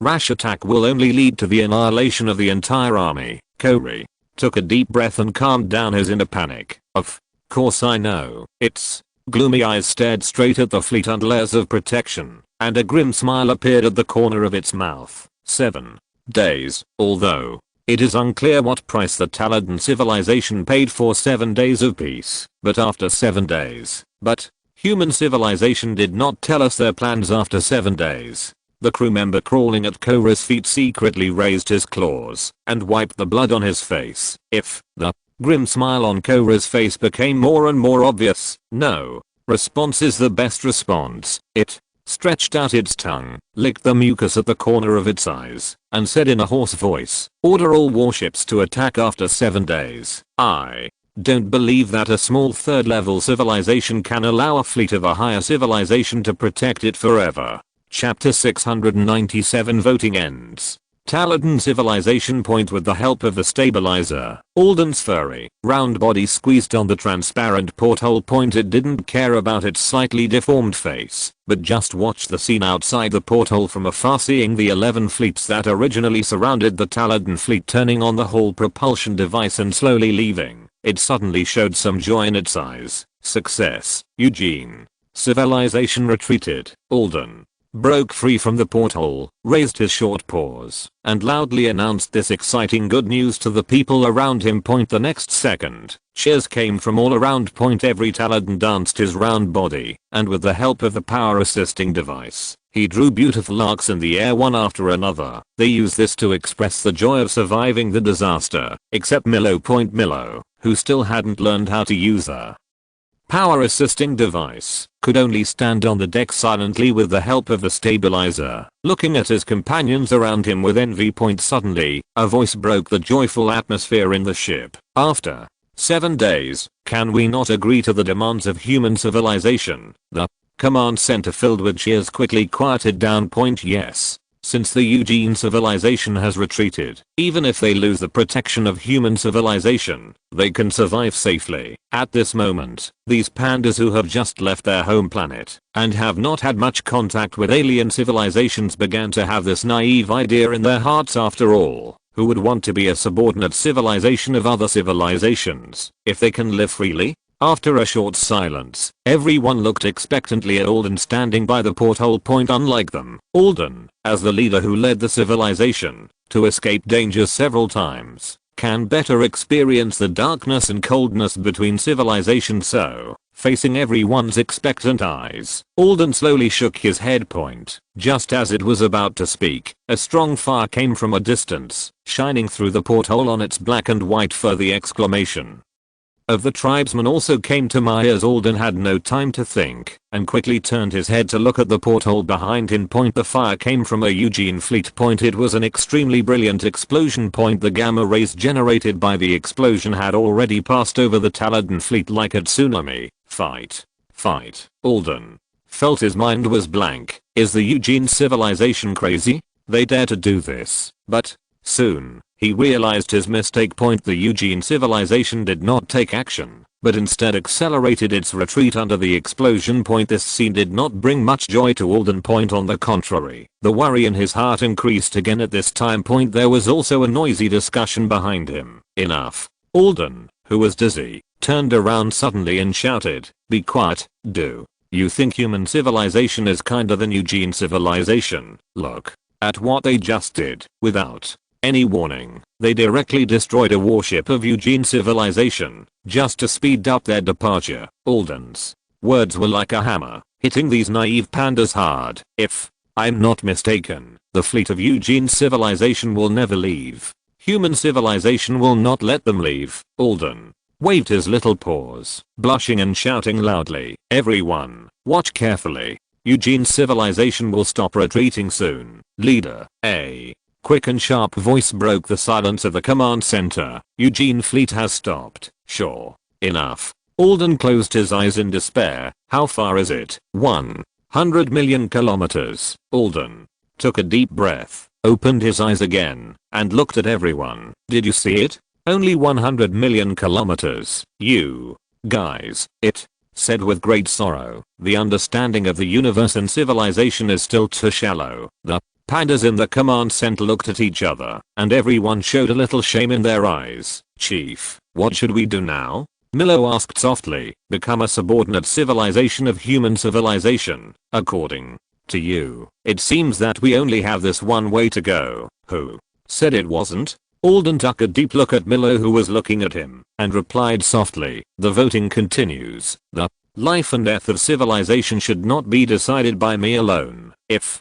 you would rather die standing, then I respect your choice." After the voice fell, the atmosphere in the Taladan fleet became more and more dead. 5 days passed in a flash. The 5th Taladan referendum was declared over under Alden's order. The central computer began to count the voting results. The Taladans in each starship stared nervously at the large or small screen in front of them. There are only 3 options for voting: agree, disagree, and abstain. Looking at the rapidly increasing numbers after each option, Alden subconsciously held his breath. The voting results are out. 76.3% of the Taladans chose to agree. 23.1% of people chose to abstain. Only 0.6% of the Taladan people chose the opposition option. When he saw the voting results, Alden breathed a sigh of relief, and a bit of joy appeared in his eyes. No one wants to die. If it is true as humans say, the subordinate civilization is not a slave, and can even be exchanged for various technologies and equipment, then he is willing to become a subordinate civilization of a higher civilization point at least. The inheritance of civilization has not been interrupted point in the vast universe. There may be a place for Taladan civilization in the future. Milo, Alden, waved his hand and called softly, initiate a communication request to human civilization. So fast. Milo showed some surprise in his eyes. We still have 2 days. No, we can't wait until the last day. Alden smiled gently, raised his hand, and touched Milo's fluffy head, and explained softly, if we haven't become a subordinate civilization on the 7th day, once human civilization withdraws its protection measures for us, what do you think Eugene civilization will do? Milo's eyes widened slightly, and he took a breath of cold air. I understand. As he said this, he turned around and controlled the power assist device, swaying towards a computer. I'll initiate a communication request right now. Chapter 698 Civilization Risk Value 5. Dear human civilization. As of today, the voting of all members of Taladan civilization has been successfully completed. Taladan civilization is willing to become a subsidiary civilization of human civilization and provide various resources for human civilization. The compiled electromagnetic wave signal flew towards the huge human fleet in the distance at the speed of light, point different from the previous exchanges. This time, the information from human civilization came extremely quickly, as if the signal delay effect caused by distance disappeared. Alden glanced out the window at the small battleships from the human fleet. With a look of surprise in his eyes, it is estimated that the electromagnetic wave signals sent by the Taladan fleet were intercepted by these battleships. Several lines of Taladan text appeared on the large screen in the command center. Taladan civilization, welcome to join the Milky Way Meta-Human Federation. Human civilization will protect your safety in accordance with the agreement. Alden breathed a sigh of relief, and the burden in his heart quietly fell. What do we need to do? Alden calmed down and asked loudly. Please open the central computer permissions of your fleet. In order to ensure your safety, human civilization will temporarily take over the control permission of your fleet until the fleet returns to the main star system of human civilization. Alden looked at the text on the screen and was silent for a while. Then, it nodded with a bitter look on its face. As you wish. Milo struggled to control the power assist device and followed Alden to the engine room unsteadily. In the computer room, the central computer, the most important core component of the Taladan fleet, is installed. Milo, open the central computer's permissions. Alden glanced around the computer room for the last time and said softly, this is the last free time of the Taladan civilization. Milo stood firm and walked towards the console with dull eyes under his operation. The control permission of the fleet's central computer was opened 9 light years away, in the Kepler 452 star system. In the Earth command center, Yongchang sat in his seat, looking calmly at the bright white text that slowly appeared in the holographic projection. Trojan 1.0 program is waking up. Wake up successfully. The central computer control permission of Taladan civilization has been successfully obtained. Data collection and sorting work is in progress. Risk assessment has been completed. Current risk value of Taladan civilization. 5. This is the scientific research result of the School of Sociology some time ago. The affiliated civilization risk assessment model. Simply put, it can evaluate the risk value to human civilization in real time, based on various information within the affiliated civilization. The risk value calculation method is a percentage system. It should be noted that civilization risk does not usually increase slowly. An affiliated civilization that originally had a risk value of the 20th of May have its risk value rise to over 70 in an instant after committing certain actions. In order to ensure the safety of human civilization, when the civilization risk value is between 30 to 50, the School of Sociology will take various gentle measures to reduce the risk to human civilization. Between 50 and 70 years old, the sociology branch will take coercive measures once the value exceeds 70. The School of Sociology does not need to intervene in the following matters. 0 will directly lock all the computing equipment of the affiliated civilization.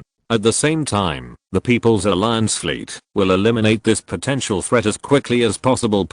And affiliated civilizations with a risk value below 30. According to the School of Sociology, those are the great citizens of the Pan-Human Federation. As for the risk value of 5 anyway, when he saw this evaluation value, Yongchang couldn't hold back the smile on his face for a while. Professor, your reaction is very rude, Lin. Zyle coughed lightly and said to Yongchang as seriously as possible, the lower the risk value, the more beneficial it is to human civilization. How can you? Sorry, I remembered something happy, Yongchang said, while suppressing a smile after the words fell. The group of old people from the Earth Age in the command center all showed knowing smiles on their faces. What? Lin Zyle looked at Yongchang in confusion. My wife is giving birth. Yongchang suddenly caught a glimpse of Su Yutang's face not far away from the corner of his eye. He trembled slightly, straightened his expression and said, ahem. No, I mean, I'm happy with the development of human civilization today, Lin. Zyle scratched his head in confusion. Born on the Dawn Star, he didn't know what these old timers were laughing at, so he could only explain it again. Professor, the risk value is 5, which proves that the Taladan civilization not only does not have a complete armed force, but also the civilization is almost non-aggressive. PFFD. Yongchang looked at the number in the holographic projection, couldn't hold it back, and laughed again. Professor. The smile in Lin Zyle's eyes gradually grew stronger, but he still looked helplessly at Yongchang in front of him. Ahem. Yongchang raised his hand and rubbed his face vigorously. If you don't laugh, tell Bayexuan that, after solving those troubles, bring those war scum directly to Kepler 452, Taladan. Fleet.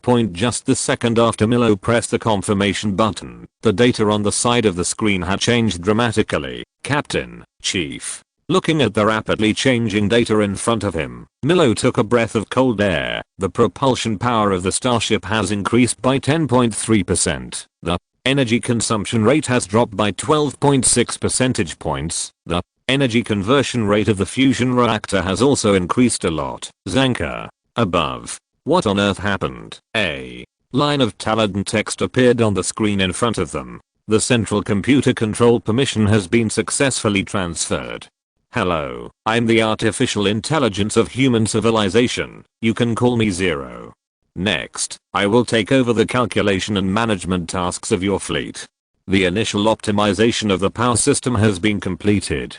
Now start to optimize the ship's life support system. Please wait. Milo stared at the text in front of him, his little mouth slightly opened. At this moment, it suddenly realized the huge gap between Taladan civilization and human civilization. Like a natural moat, the original melancholy and sense of loss of civilization's loss of freedom disappeared completely. It smells so good. P.S. I recommend a book written by a friend. If you like National Destiny, you can read it. National Destiny, Teotihuacan's Body Tattoo, Guarding the Dragon Country Gate Additional Update.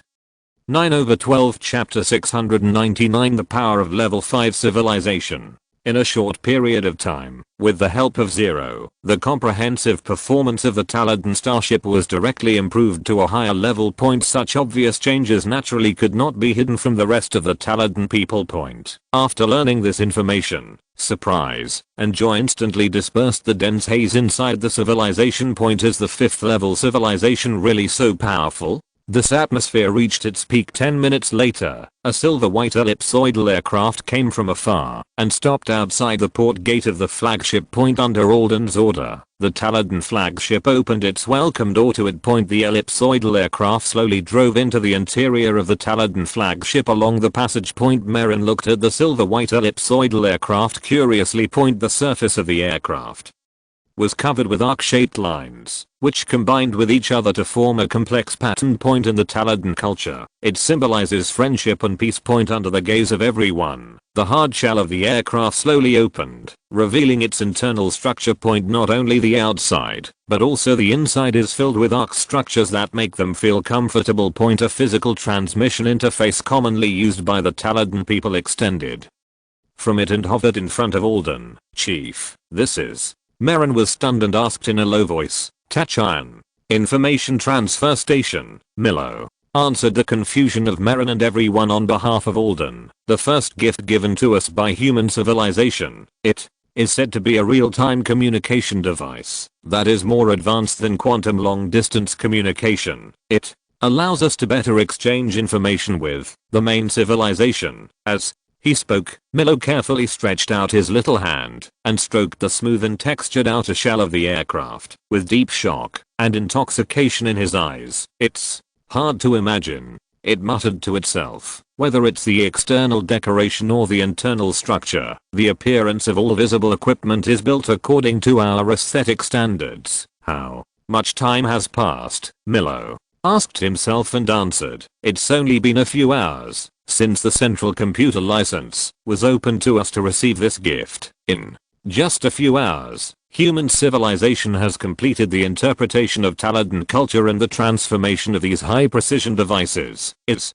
this the power of level 5 civilization?" Listening to Milo's mumbling, Merrin swallowed hard. Since becoming a subsidiary civilization of human civilization, the power that human civilization has unintentionally displayed has deeply shocked it. Even in its heart, it has unconsciously developed a bit of worship. 2 days have passed in a flash. The 7-day appointment originally made by human civilization has come to the last few hours. Taladan civilization has already completed all procedures and officially became a subsidiary civilization of human civilization. Under Zero's control, the shipborne drones escorted the dusty fleet and slowly sailed towards the bright and beautiful huge fleet not far away. According to the instructions issued by the Academy of Sciences, the Taladan fleet will follow the human fleet into the curvature state and go to the Kepler 452 star system 9 light years away. As for the way to enter the curvature state, naturally, the starships of the Taladan civilization are directly loaded into the belly of the warships of the human civilization. Fortunately, the warships of the third level civilization are not large, and the human expedition fleet can easily complete this operation. In the Taladan flagship, Milo stood by the porthole, looking at the huge fleet getting closer and closer, and suddenly a complex emotion arose in his heart. Lost, confused, but more of it is expectation and joy. As a scientist, it can't wait to see the power of the 5th level civilization with its own eyes. 100 million kilometers away. Eugene Fleet. With a sharp alarm in the command room, Corey, who was sitting in a chair and waiting silently, stood up suddenly, and a strong murderer suddenly appeared in his orange-yellow vertical pupils. Time's up. It spit out its long tongue, gently licked the mucus secreted from the corners of its eyes, and said in a hoarse voice, "All fleets, set off immediately. I want to see where the Taladan civilization can escape to." As it said, it turned its head and shouted to a crew member, "Start the canning device. When this operation is successful, I will invite everyone to taste the freshly baked Taladan canned food." Corey's words immediately caused cheers from everyone. In the command room, a bit of bloodthirsty cruelty appeared in the eyes of every lizard man. "General, something happened." A cry came from not far away, and at the same time, a lizard man stood up from his chair in a panic. "The Taladan fleet is heading towards the human fleet." The smile on Cora's face disappeared instantly. It narrowed its eyelids slightly, and its pupils became more and more pointed, and the bloodthirsty aura in it became more and more intense. "Heading towards the human fleet. What is the reaction of human civilization?" Cora's voice was particularly dull. The crew trembled slightly, crawled at Cora's feet, and responded in a low voice. "They seem to be escorting the Taladan civilization." "Damn it." Cora's scaly arm slammed hard on the console beside him and made a crisp sound. "Damn human civilization." It took a few deep breaths, calmed down its inner anxiety, and said again, "You report this situation to the mothership immediately, and you continue to send communication requests to human civilization." "General, where is the fleet?" another crew member asked. "What should the fleet do?" "The fleet." There was a ruthless look in Cora's eyes. "The fleet continues to move forward. Just pretend that you don't know about this." "Damn it, isn't it just a level 5 civilization? Today, I have to steal a few starships from this 5th level civilization." "Cheer up, everyone. If this vote is made, the Emperor will never treat us badly." "You Can think about how I became a general. Hearing Core's words, the eyes of the crew members in the command room suddenly changed a bit. From the initial worry and timidity to the later excitement, bloodthirsty and madness. It only took a few seconds. Core is a veteran general. At that time, when the Eugene civilization was still a second level civilization, Core's fleet encountered a fleet of a third level civilization. It just relied on its persistent fighting style that was not afraid of death, and snatched several third level battleships from that fleet that were not very damaged. Benefiting from this, Eugene civilization opened the door to the third level civilization. The reputation of Eugene's civilization has completely spread in this starfield. Chapter 700, Curvature Missile. EUGENEN-039, S fleet is destroyed. General, the communication connection has been successfully established. The voice of the crew interrupted Cora's memories. He looked at the extremely bright picture on the screen and narrowed his eyes slightly. He hated the environment in the picture. But he liked the tender and intelligent creatures in the picture. The smooth skin without any scales and hair made it subconsciously think of a luxurious delicacy on the mother planet. The feeling of biting down. Hiss. Cora's mouth immediately secreted a strong acidic digestive fluid. Eugene civilization, do you have anything else to do? The intelligent creature in the picture asked impatiently. Corey swallowed the digestive fluid in his mouth and pretended to ask respectfully, dear human civilization, the 7 days have come. Can you please revoke the protection measures for Taladan civilization? Eugene civilization, this matter is the internal affairs of human civilization. You don't need to worry about it. The human in the picture spoke a little louder. Don't you have a long memory? Exclamation mark. Cora's pupils shrank sharply, and his muscles subconsciously tightened. He quickly explained, dear human civilization, there is a deep hatred between the Taladan civilization and our Eugene civilization. Our emperor has declared war on the Taladan civilization. The 11 fleets present are only a small part of the armed forces of the Eugene civilization. More and stronger fleets will go to this battlefield in the future, so I hope you can think carefully about whether it is necessary for a small third level civilization. Can I understand it as a threat? The voice of a human came from the loudspeaker. Don't forget, you are just a third level civilization like an ant. The Taladan civilization has become a member of the Galactic Pan-Human Federation, and it will continue to be protected by human civilization. If you are not afraid of death, you can continue to attack the Taladan civilization.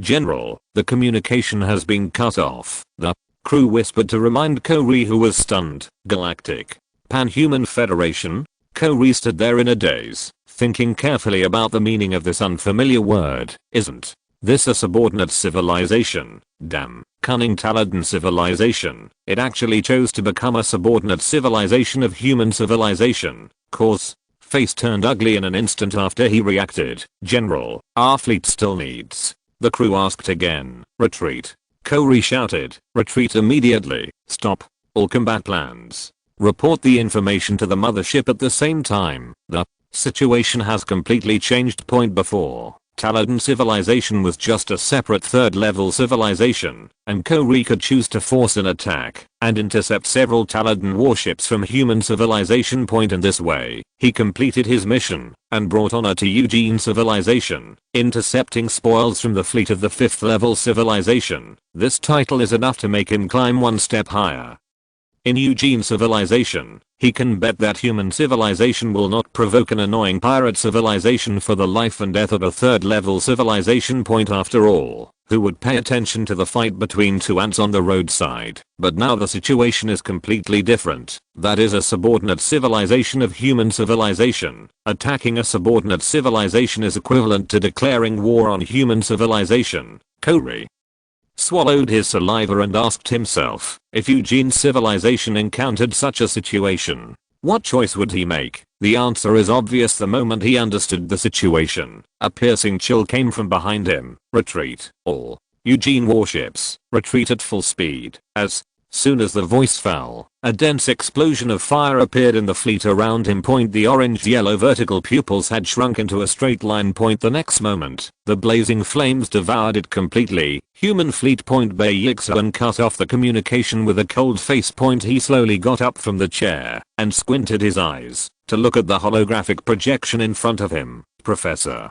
Lu's judgment is correct. This Eugene civilization is really not a good guy. Without any hesitation, he said directly, pass on my order, target all enemy warships. The moment the voice fell, the azure holographic projection instantly turned blood red, and at the same time, a series of piercing alarms sounded in all warships. The expeditionary fleet, which had already entered the first level combat readiness state, completed the target locking task at the first time. Each ship gun was pointed at a warship of the Eugene civilization. Switch the weapon to curvature missiles. 3 seconds later, the fleet will fire. 3, 2, 1, fire. The war broke out without any warning. The faint light of the missile launch flashed in the vast universe, and the antimatter engine pushed them away from the warships quickly. The next second, the curvature engine started. Tens of thousands of curvature missiles disappeared directly in the visible universe at this moment. Only the powerful gamma ray fluctuations and the rapidly moving space-time fluctuations left in the original place can prove